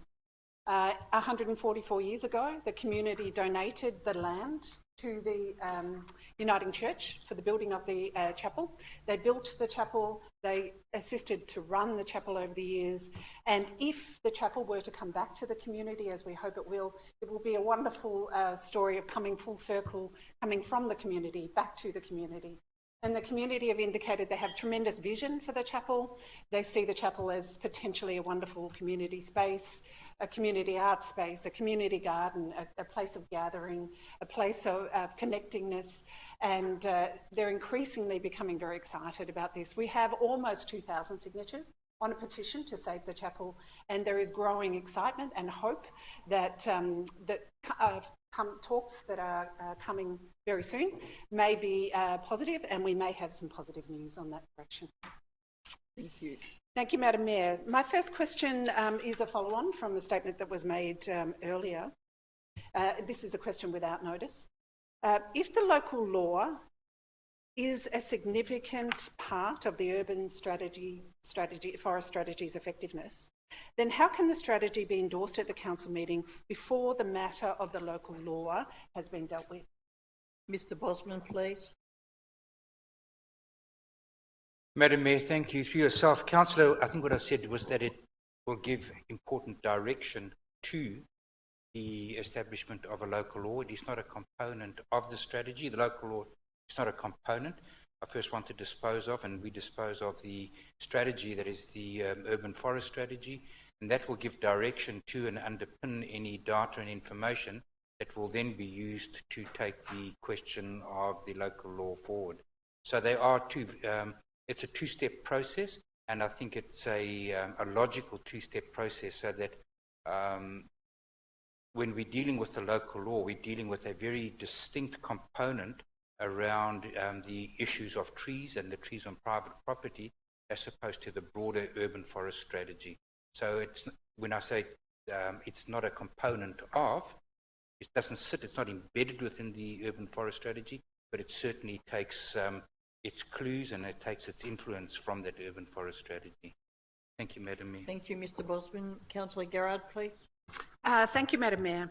Madam Mayor, poverty is a core issue in Greater Dandenong, given that we are the most disadvantaged local government area in Melbourne and the second most disadvantaged in Victoria.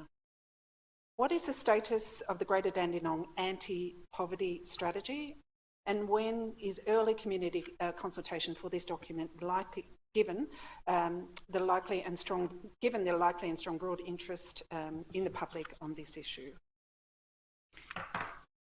Mr. Fiddler, please. Thank you, Madam Mayor. Thank you, Councillor. Our community development team is working with the Material Aid Consortium at the moment and other community agencies who are currently collecting data, and this will be going on till the end of August. They've been doing that for quite a few months now, for the development of the anti-poverty strategy. The community consultation for the anti-poverty strategy, including people with lived experience, will follow on from this period of data collection. Currently, we're recruiting staff for this team, and once these staff are appointed, I will be able to confirm dates for when that community consultation will occur. Thank you. Thank you, Mr. Fiddler. Councillor Garrard. Thank you, Madam Mayor. I read in the Dandenong Journal of a desperate Dandenong family that is in a last-ditch legal battle to remain together in Australia.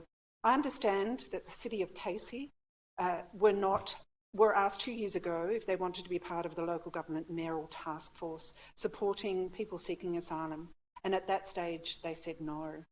Now that the political environment has dramatically changed there, can we go back and ask them if they would like to join?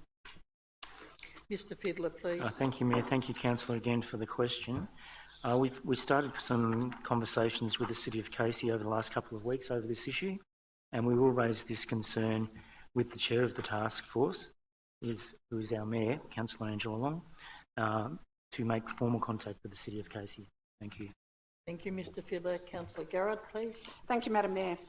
Can the council confirm that the light pole at the Cheltenham Road entrance into the Homeco Centre meets the safety guidelines and is appropriate distance from the building? And I note this was mentioned earlier, but including full maintenance. Mr Van Boxel, please. Through you, Madam Mayor. Thank you, Councillor Garrard. From a transport engineering perspective, the light pole is sufficiently offset from the roadside. I understand the concern about the proximity of the light pole to the adjacent building has been raised previously, and that a review by officers has not identified any non-compliance with relevant building and or planning requirements. Noting that this asset is located on private land, appropriate traffic management practices would need to be put into place for any required maintenance activity. Thank you, Mr Van Boxel. Councillor Garrard, please. Thank you, Madam Mayor. Will persons with mobility issues have footpath access from the bus stop to the east of the Homeco Shopping Centre, not the one directly in front of the centre, to the medical centre inside the shopping centre? Mr Van Boxel, please. Through you, Madam Mayor. Thank you, Councillor Garrard again. Bus passengers, including those with mobility issues, will be able to access the medical centre via an appropriate pedestrian pathway network. Options available include either traversing along Cheltenham Road to the path that aligns with the main entry to the shopping complex, or internally through the footpath network that's under construction as part of the housing development. They will not be required to traverse along the main roadway. We will be arranging an independent assessment of this intersection and the location, including liaison with the adjacent private landowners to determine what additional measures can be put in place to improve pedestrian wayfinding and legibility at this location. Thank you, Mr Van Boxel. Councillor Garrard. Thank you, Madam Mayor, and I welcome the independent assessment that has been mentioned today. I also urge that local residents with mobility issues are also consulted to see if it is to their satisfaction as well. There are many stakeholders in this change, and I would urge that they are consulted in this process as well. Can the appropriate officer give an update on the proposed management model for the Keysborough South Community Hub? Mr Fiddler, please. Thank you, Madam Mayor. Thank you, Councillor. The Keysborough South Community Hub management model, including the complex managing of the early years component, is currently being prepared for review and is due to be presented to a councillor briefing session on the 6th of September this year. At this briefing session, a community engagement plan for the Community Hub will also be presented for discussion and feedback. Thank you. Thank you, Mr Fiddler. Councillor Garrard, please. Thank you, Madam Mayor. That's it. That's it? Mm-hmm. Thank you. Councillor Mehmedi, please. Thank you, Mayor. Last week we had the CEO of Derrimaloon, Quinny Yu, and also the Chief Executive Officer of Charming Woods, Ginny Chen, come to the council and actually donate $140,000 of PPE equipment for our material aid. I think it was very generous of them to donate all that equipment, and I asked them, especially Mr Chen, this is a fantastic donation. Do you have any alliance or why to the City of Greater Dandenong? And he said to me that he arrived in the City of Greater Dandenong over 25 years ago, and he has moved out since, but still operates a couple of factories in Dandenong and also in Casey. But he just wants to give back to the community, and he wants to see that the community can get on and face COVID and get over it quicker and sooner than later. So it's something that these migrants who have come to this country, who have built a better life and now have the opportunity to donate to our community. And our community are those people who are less disadvantaged that will have these, masks and sanitisers and etc. So we thanked him, and me and the Mayor had a chat with him upstairs for about 10 minutes as well, and learnt a bit more about him and his company. So that was really nice to meet them both, and it was a very, very welcomed for our community material aid program.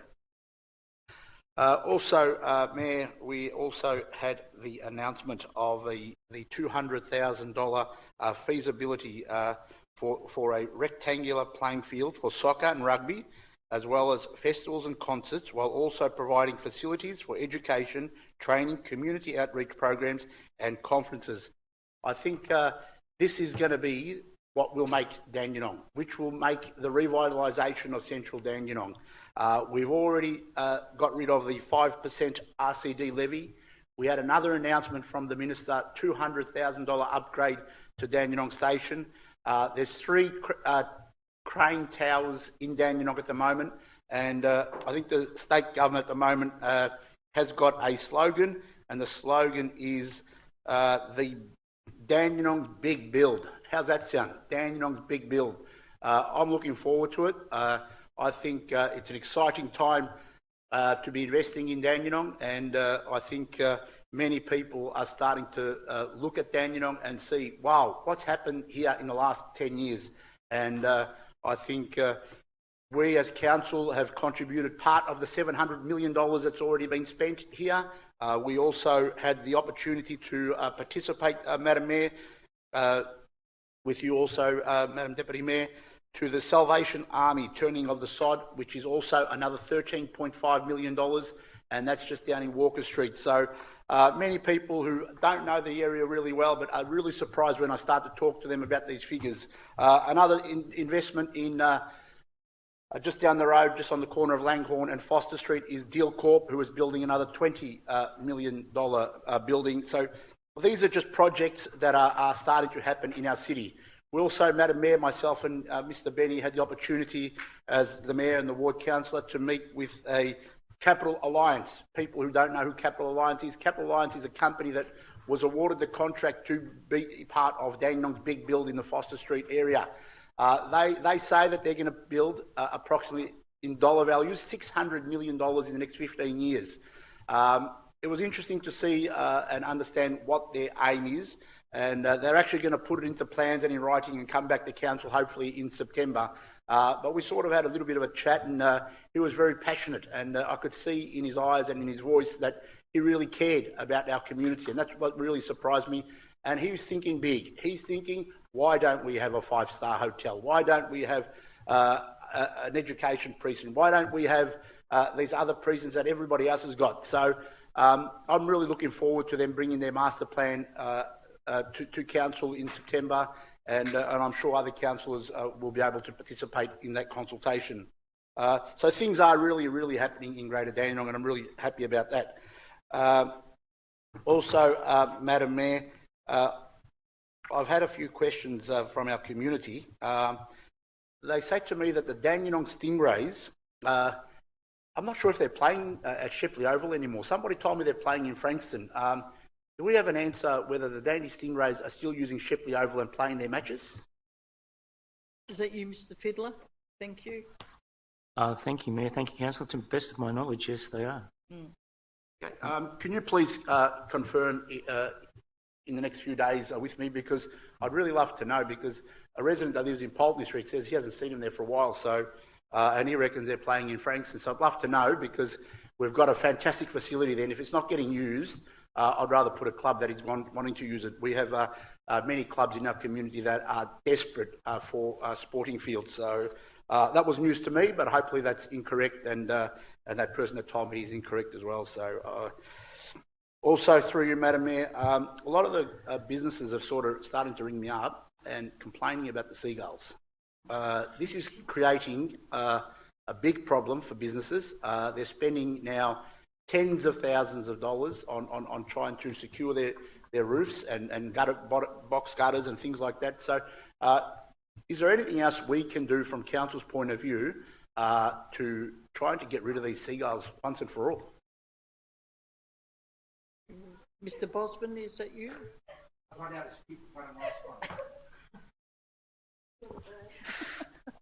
Madam Mayor, this has been an issue that I think it's the poison chalice. We've tried everything that we are legally allowed to try. And we're only going to try the things we're legally allowed to try.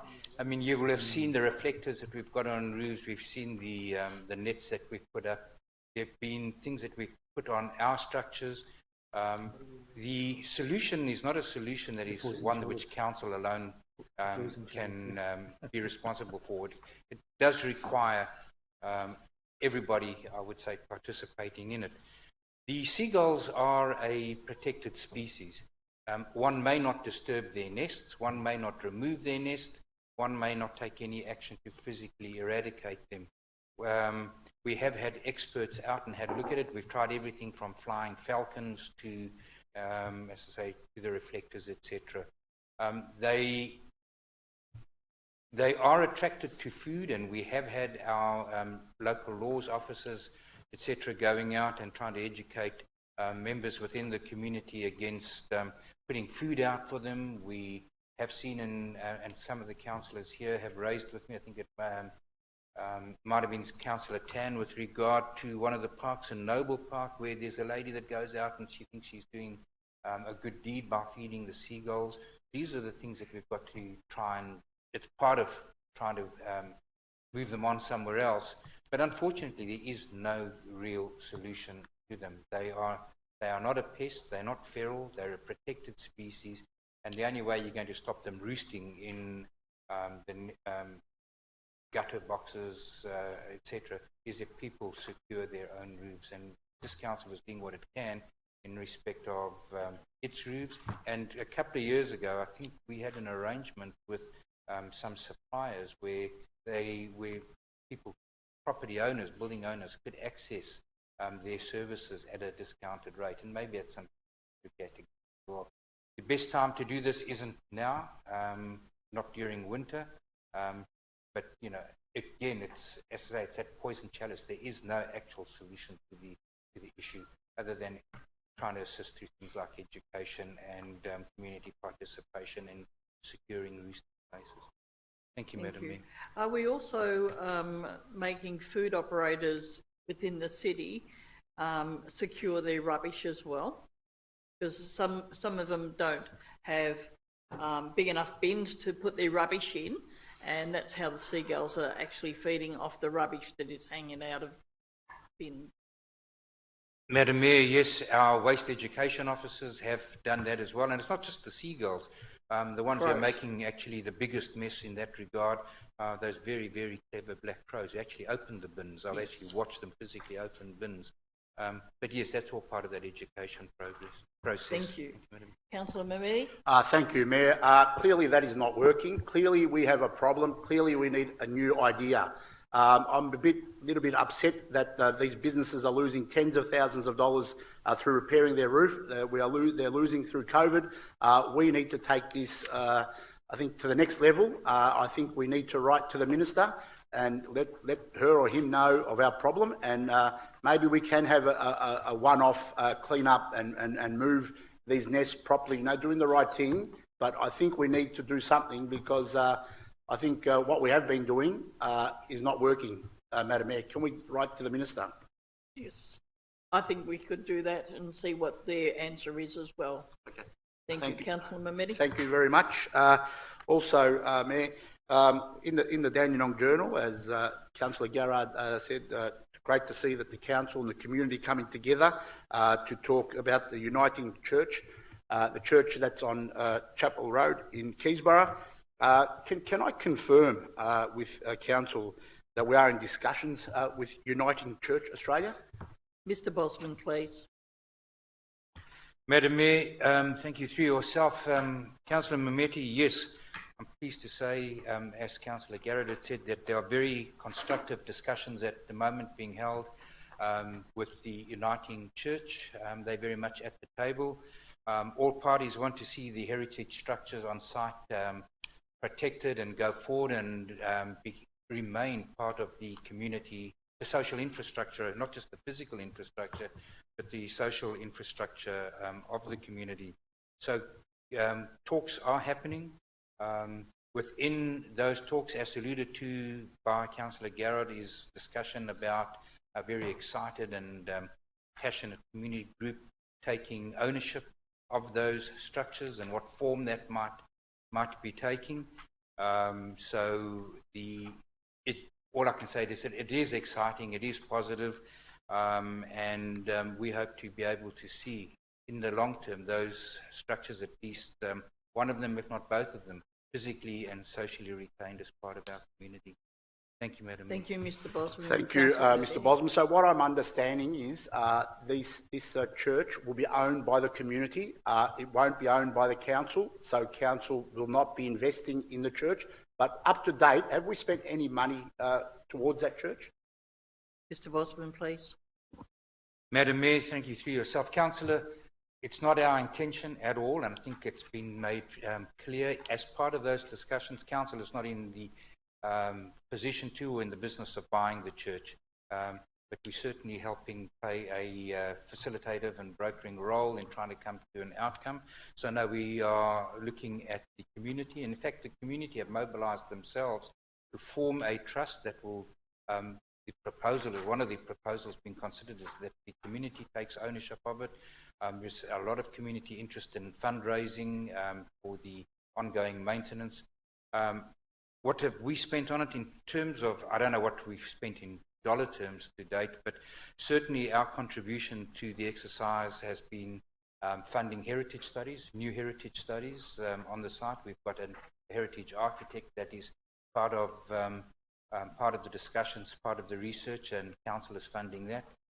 We're providing town planning advice. We are providing master plan advice. So that's not just to the group, the church group, but obviously to the community as well. The church itself commissioned recently a study on the structural integrity of the building, and it shows that the building is structurally sound and safe. So council is participating in terms of providing expertise from within by its officers and by commissioning where necessary experts like heritage experts, and we put that as part of our contribution to the current exercise.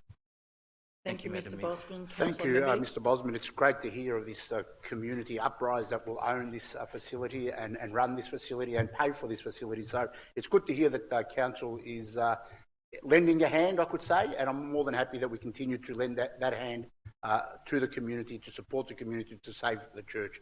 So thank you, Madam Mayor. Thank you. Councillor Tan, please. Thank you, Madam Mayor. Here's some of the report that I've completed since the 28th of June to 11th of July. On the 2nd of July, I attended the Springvale Italian Senior Citizens Club, so 40th anniversary celebration. So congratulations to them, with you, the Mayor, Councillor Long and Councillor Lim.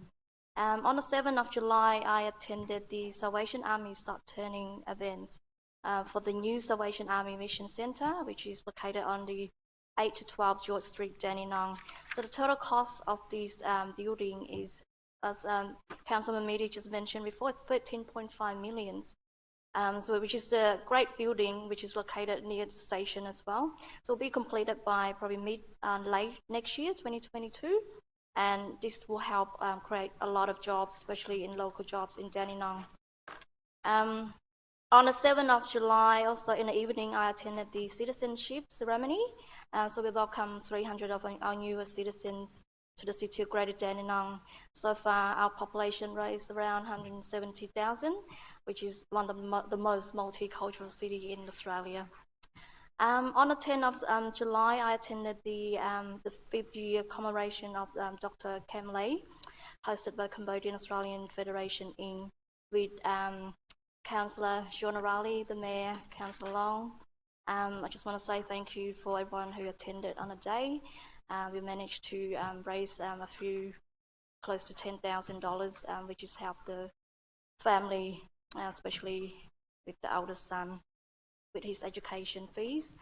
On the 11th of July, I attended the annual commemoration of the victims of the Srebrenica genocide 1995 with Councillor Rhonda Garrard and the Mayor, Councillor Long, and Councillor Shauna Riley as well. For the question tonight, just regarding to Noble Park Reserve, this is Noble Park Reserve. I've got a few questions from the president of the Noble Park Bowls Club, Mr. Rich Venden, just regarding to the club. As I know that we haven't done any master plan or any concepts for a long time, and this club has been successful, managed by the Noble Club at the moment. But to see now a lot of pavilions aging, including the Noble Bowl clubs, tennis courts, also there's a Noble Scout Hall as well. As I remember from late last year, I know that council postponed the master plan at the moment, but I know this is part of the requirement for master plan, the required concept plan for this park, which is one of the open space strategy for 2020 to 2030. And my question to the relevant officer, I just want to find out when we can proceed with the concept plan or master plan, and just want to find out the cost of this plan as well. Thank you. Is that Mr. Bosman, please? Madam Mayor, sorry. Councillor, I think this is the question that you had maybe emailed through earlier, and to which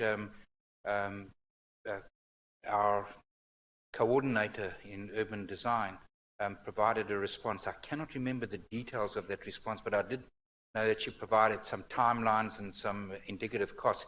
I will go back to those emails. I'll have a look further. In other words, I'll take your question on notice, go back to the question and response of those emails, and then get back to you and see if there's anything more to add in respect of the question that you've asked tonight.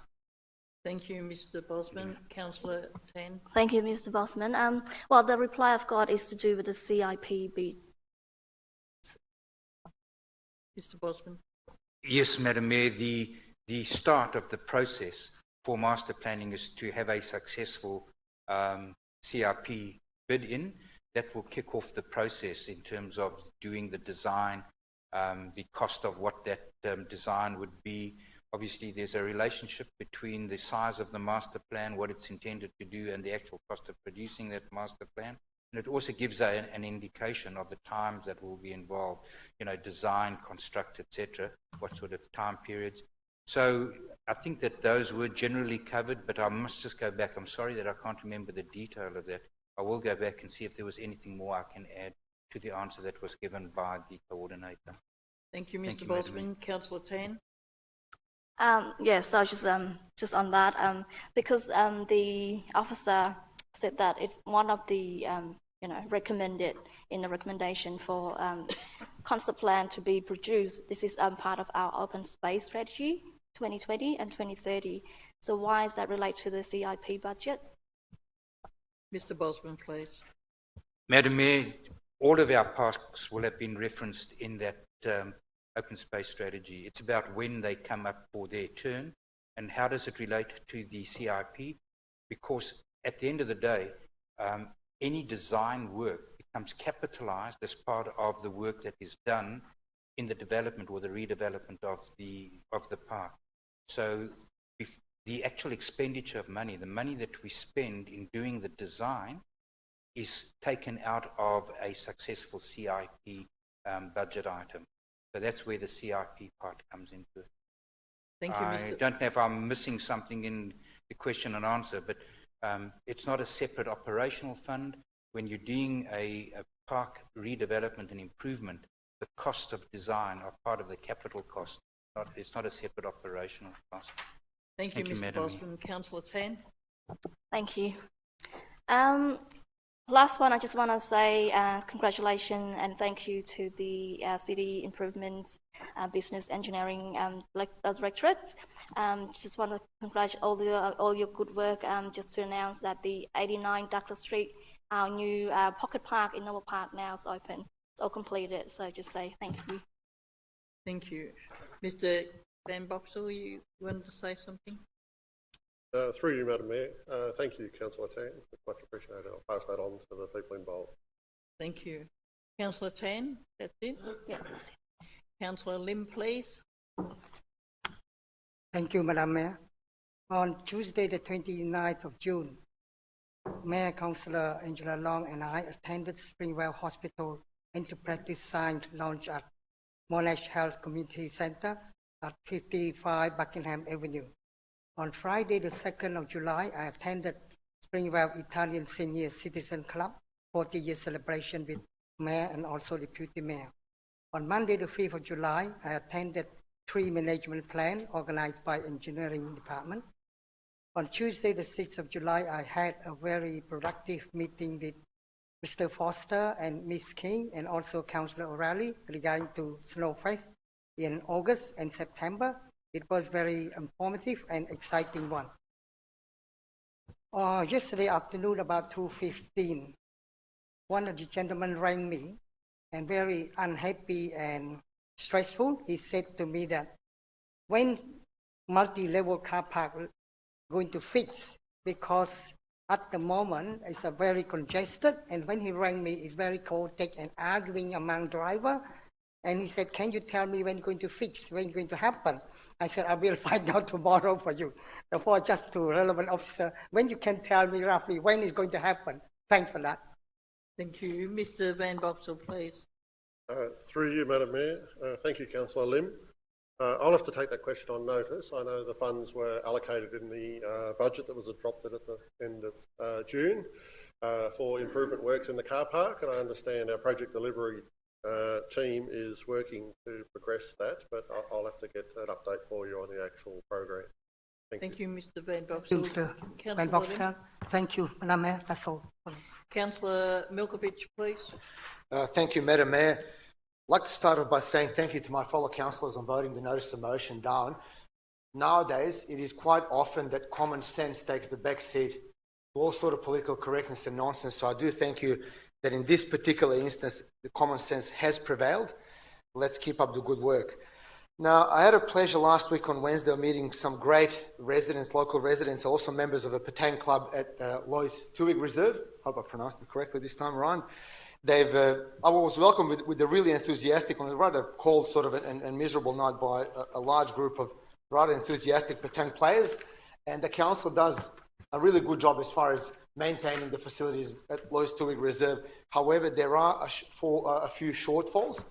And I was wondering, one of them being that the club facilities where they actually meet and greet, it is immaculately clean and everything seems to be functioning in order, but there's absolutely no heating and cooling at that particular place. I was wondering if I can ask the relevant officers to maybe have a look whether some sort of a split system reverse cycle air conditioner can be installed for either hot summer days and nights, because they do play at night as well. It's a game that's often played at night after work, and also for rather miserable and cold winter nights as well. I'm not sure who can answer that. Mr. Van Boxel, please. Through you, Madam Mayor. Thank you, Councillor Milkovic. We can have a look at that. So reverse cycle heating and cooling in the building. So yeah, we'll follow that up, and I'll get back to you with some advice. Thank you. Thank you, Councillor Milkovic. Thank you, Mr. Van Boxtel.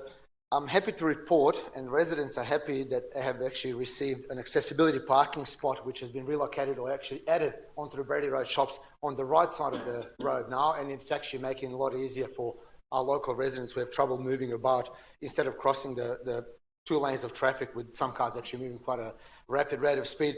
I had quite a few phone calls and emails. They thank us for it. So I would like to thank the relevant officers and everyone involved on delivering this at a very rapid pace. So thank you very much for that.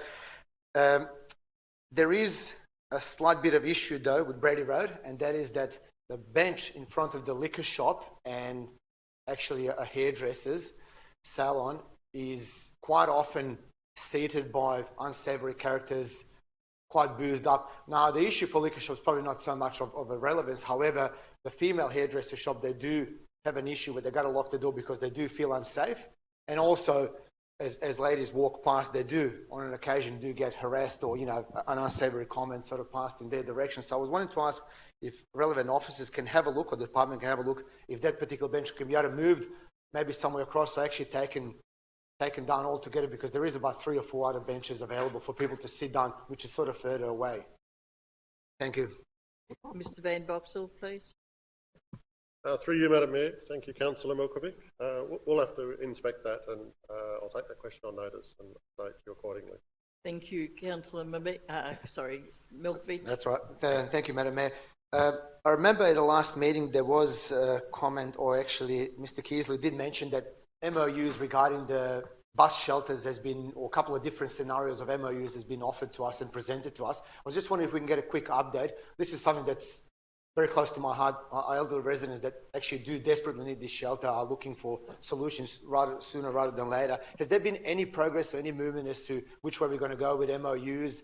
Is there any news on the horizon? Is there any progress being made whatsoever? Thank you. Mr Van Boxall, please. Through you, Madam Mayor. Thank you, Councillor Milkovic again. Sorry, I'll have to get an update on that as well. I'm not up to speed on that particular issue. I know there's been discussions happening between the different parties, but I'll have to take that on notice and update you. Thank you. Thank you. Councillor Milkovic. Thank you, Madam Mayor. Another question. I'm bombarded with questions. I do apologise for that tonight. Is there a way that people and residents, or even us for that matter, can report illegally parked cars, particularly in the clearway zones or no standing zones between the hours of 5 and 6 when the council's offices are closed? Because it seems to be the problem where you see a car, and often Clark Street is probably the worst offender where the KFC is. It seems to be a constant ongoing issue, particularly in the afternoon hours, and it causes a hell of a lot of confusion and frustration for everyone involved. But to get to someone takes 10, 15 minutes. By that time, the car's already gone and the next one's parked, and, you've given sort of the wrong details. Can we look at a system maybe where we can, is there, a speedier way or faster way that we can report these offenders, like I said, to make sure the traffic is flowing freely through the city of Greater Dandenong? Mr Thank you, Bosman, Madam Mayor. please. Madam Mayor, yes, thank you. Councillor Milkovic, as you say, you can make the phone call now, and 10 minutes later the vehicle's gone. To get an officer from one end of the activity centre to the other, it's just going to take that amount of time. The area that you spoke about outside KFC has been an area of high attention from us. And in fact, recently, probably about a month ago, I sent around some statistics of the number of infringements that we had issued in the clearway and the no stopping on both sides of the road, and they're actually quite substantial. There has been an improvement in behaviour in that area, and so the constant or the high degree of vigilance and enforcement of the officers has seen an improvement in the area. But if we, just like we do with dumped rubbish, if we have hotspot areas that are brought to our attention, we increase our patrols for those areas and in those areas, and they generally bring about an improvement in behaviour. But it's again, it's a case of following the hotspot. And if you want to give me some hotspots that you'd like to, again, if it's a case of revisiting the KFC, the Clow Street strip, we'll do that. If there are others, happy to have that as part of the program. Thank you, Madam Mayor. Thank you, Mr Bosman. Councillor Milkovic. Thank you, Mr Bosman. Last question that I've got, actually, a bit of information. As a matter of last week, I've inspected a road resurfacing that happened alongside with the curb and channel replacement on Gladstone Road between Halton Road and Carlton Road. There's been a curb and channel done probably about 2 or 3 months ago, and obviously the road's been left in a bit of a disarray, and I was told, and which has happened indeed, that the road will get resurfaced. Upon actually inspecting the surface and driving over the surface, which I do on a daily basis probably about a dozen times, I've noticed that the surface is, for lack of a better word, it's a disaster. It's not a resurface, it's more of a patch-up job. Now, I did meet on site with council officers last week. I got to say, I was a bit, and Councillor Formosa as well, I do apologise. Councillor Formosa was there as well, left it a little bit early. I sort of stayed on to whinge and moan about it a bit longer. I was a little bit disappointed that we as council and safekeepers of ratepayers' money are not taking a harder approach to actually controlling and scrutinising the quality of the work that's being performed. I was under the impression that the works have been done by the contractor in a hope that nobody notices what's going on, and after the 6 months period, this is going to get redone again, or after 2 years. I'm under the impression that the road surface was quite irregular, it was quite bumpy for something that's called a new road surface, and I was wondering if we can maybe take a deeper look into that as to what sort of mechanism do we have in place. I do understand how it works, it was explained to me, but the lack of passion from, I guess, the department to actually pursue it and chase it sort of taken me back a little bit and surprised me a little bit. I would have thought that the response would have been more vigilant and not just sort of pushed away to see this and that and everything else there. So I would like to see something more done about that. And I'm sure that Councillor Mehdi would agree where we had this sort of issue on Hammond Road as well, where it was done once or twice. This is more of a, like I said, full resurfacing job that actually looks like a patch-up job. So I'm not sure if we can do something about that. Thank you. Mr. Benny, please. Mr. Van Boxtel may well have something to add, but I just wanted to contribute to say that I have an ability to stimulate a bit of passion for these sorts of things. They are unacceptable standards as far as we're concerned. And I have had a look at the photographs, and I have had quite extensive experience myself in laying asphalt. So I do know both the pros and cons of laying asphalt at this time of year in very wintry conditions and cold conditions versus the summer months when I think sometimes you're best to undertake rectification works. I've been around long enough to know the bad old days when we had clerks of works on jobs. They were council officers who stood there and monitored every aspect of it, but that became very cost ineffective when contractors were signed up to contracts on the basis of quality assurance.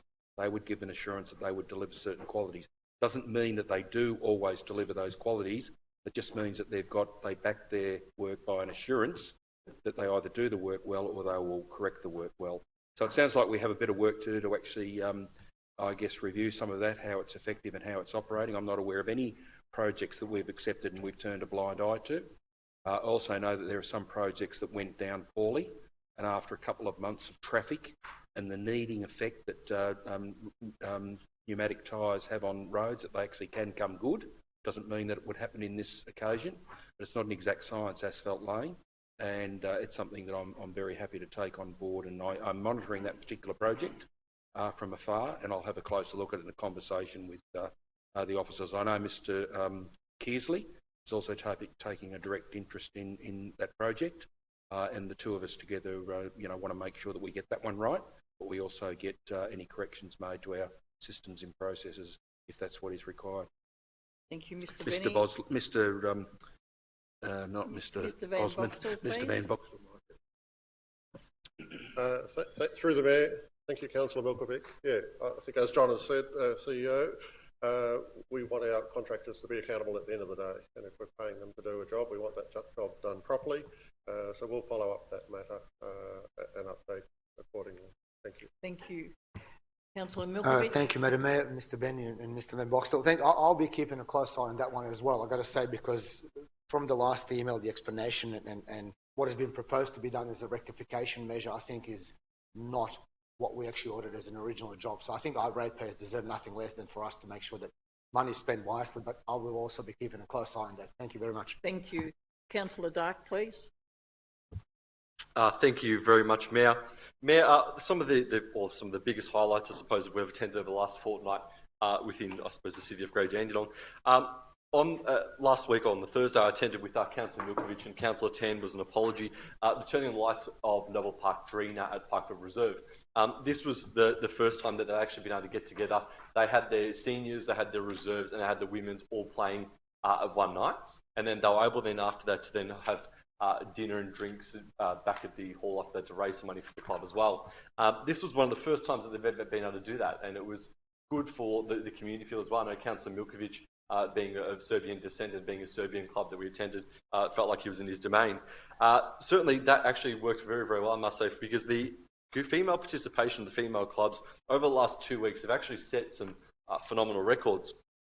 2 weeks ago, the Noble Park Dreener versus the Endeavour Hills Fire won 17-0 in a soccer match. And last weekend, just gone, they versed Pakenham United and won 10-0. And that just shows that getting out actually a lot more female participation, getting involved is a huge success. They also had their first kids' night and the juniors' night. And I want to thank the Director of Community Services for his work in allowing some real estate boards to be put up around the city of Great Dandenong, a lot in Noble Park, a lot in the Yarraman ward, and in the Old Keysborough ward. And these boards were an attraction point. I know that the President has said to me that he had in excess of 30 to 40 calls. And then on the first night of having first train, they had about 20 kids turn out of all different nationalities, all kids local who want to get involved and start participating in local sport. That is something that I think is very, very exciting given the first night. And then as it grows and hopefully they bring some friends from school, we see kids getting involved in sport. My first question I have this evening, I have had an email and a phone call from a resident in my ward, Mr. Baron Adams, with regards to a shop that he's got at the United Service Station in Springvale, just up from Springvale Police Station. He has made an application through town planning to open a kebab shop. And he has said that he's having some issues getting back. I'll send through the information. I've only just had it texted to me now. I'll send through the relevant officer. If I could just be taken on notice, that would be great. Mr. Bosman, please. Madam Mayor, certainly, Councillor, just give me the details. I know exactly where you're talking about. If you have any other details, follow up, I'll get back to you and I'll get back to the applicant. Thank you, Mr. Bosman. Councillor Dark. Thank you, Mayor. Mayor, my next question, I had a call from a resident, Liz, who lives at the end of Cabinda Drive in Malmo Court, and she said that there has not, whilst there's been the street sweeping occurring, that the drains are actually quite full, and during a minor rain event that there seems to be the drains backing up and then flowing into the street. Is it possible to have the engineering director to have a look and see what can be done in terms of just inspecting it and seeing whether there's a lot of leafy matter? The resident said to me that the gum trees have been dropping a lot of leaves with strong winds, and they believe that it's just naturally gone down the drains and clogged it up. Mr. Van Boxel, please. Through you, Madam Mayor. Thank you, Councillor Dark. Can I just get the street names again? Sorry, I didn't quite get them. Yep, it's Malmo, M-A-L-M-O Court, and Cabinda Drive in Keysborough. We'll follow that up. Thank you. Councillor Dark. Councillor Dark. Thank you, Mayor. Mayor, my next question came from a couple of residents in Brett Drive in Keysborough. There's the childcare centre, which the beginnings one on, which used to be the old Pete's Hut site at 362 Cheltenham Road in Keysborough. A couple of residents have raised some concerns that, and they're elderly residents, that the staff there have been parking in Brett Drive around the corner. And when the kinder's on as well, the participation, there's actually becoming a substantial backlog of cars getting very, very close to the bend. A couple of pensioners have raised that there's been some very close near misses as people come off Cheltenham Road in the 80-kilometre zone to quickly turn into Brett Drive in the off-ramp and then drop right down, that there's been some very close near misses over the last few weeks. And there's some bigger cars that are now parking further away from the urban channel, which is causing an issue. I just wonder if I could please have this checked out by the relevant officer. Mr. Bosman, please. Madam Mayor, I think there might be two issues here. Councillor, one is obviously whether there's any illegal parking taking place, whether it's excessive times or just in the wrong spot. I'm happy to have the parking management officers look at that. And then I'll also consult with Mr. Van Boxtel from the point of view of engineering safety. The road wouldn't be under our jurisdiction from that point of view, but I'm sure we can have a look into it, see if there's any improvement. As you say, coming around the corner, suddenly being presented with a change in speed, maybe it's something to look at. But certainly the parking management officers, that can be a quick action. We'd be out. Thank you, Mr. Bosman. Councillor Dark. Thank you, Mayor. Yes, if you could, that would be great. I'll send through some details as well. I've got the elderly residents' details. Another concern which has been raised, and this is definitely the night for the planning department, a resident who lives in Elmbank Drive raised with me that there's been considerable speeding of some residents who are using Elmbank as a quicker shortcut who live through Bloomfield Road, and they're using it and then flying down Elmbank Road and then veering onto Chandler Road. They're wondering whether there might be the option of putting some sort of raised pavement they've seen nearby in the surrounding streets, just as a way to hopefully try and slow down the traffic that is there. Mr. Van Boxel, please. Through you, Madam Mayor. Thank you, Councillor Dark. I'll pass that on to our transport people. We have a program within our transport team that looks at concerns about speeding vehicles in streets, and we have a program where we prioritise those through the CIP program in terms of implementing measures to reduce speed and improve safety in those local neighbourhoods. So we'll follow that up. Thank you, Councillor Dark. Thank you, Mr. Van Boxel. Councillor Dark. Thank you, Mayor. Mayor, my next question is, I had some, actually two calls about this, from some residents who live in Keysborough, one in Keysborough South Ward and one within my ward, and they raise it that behind Bunnings on Cheltenham Road, that there's Victorian Government Department of Health has approved, I believe, what is a fully functioning medical centre, a day hospital being built there. I'm unaware of anything about that at all, particularly given it's an industrial zone, but they're telling me that apparently there has been an approved application for a day hospital. Do we have anything with regards to is there any planning application, or do we know anything about whether this is correct? Mr. Bosman, please. Madam Mayor, I'm not aware of it, Councillor. Happy to follow it up. And in fact, given that it's a state, you're saying state government exercise, it might not even be subject to any permits or referrals to us at all. But, that that'll come out in terms of what I follow up. It certainly hasn't come across my desk, that information, but happy to check it out and come back to all. Thank you, Mr Bosman. Councillor Dark. Thank you, Mayor. There was two independent residents that actually raised it with me. Apparently, it is a medical business that's there at the moment. They've sought approval for a permit, and the Department of Health apparently has given some sort of permit. I'm not sure what it is, but I'll see if I can source some further details as well and get that through to you. My last question has to do with the Raleigh Island Reserve, and a few meetings ago I raised this was an issue with the lights. The lights, particularly given that they've got training during the week, and there's been issues with systemic blowouts of the fuses, issues with the cabling that's been going on, and it had been raised.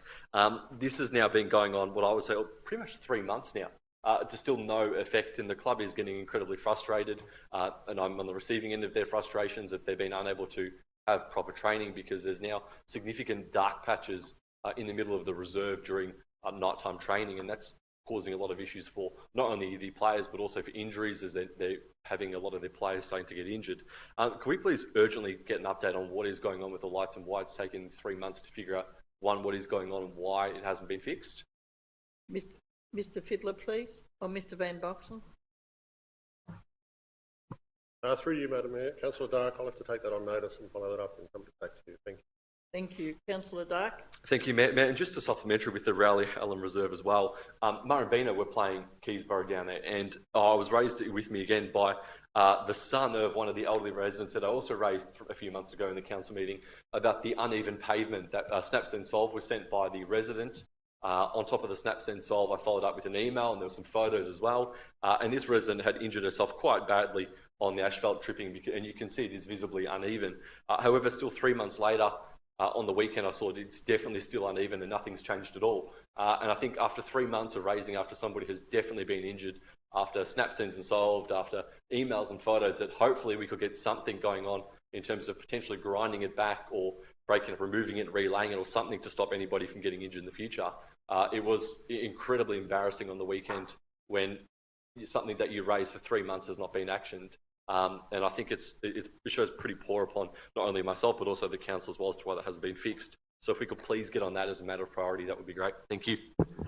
Thank you. Is that it, Councillor? Thank you. On Friday the 2nd of July, I attended the Springvale Senior Citizens Club 40th anniversary celebration.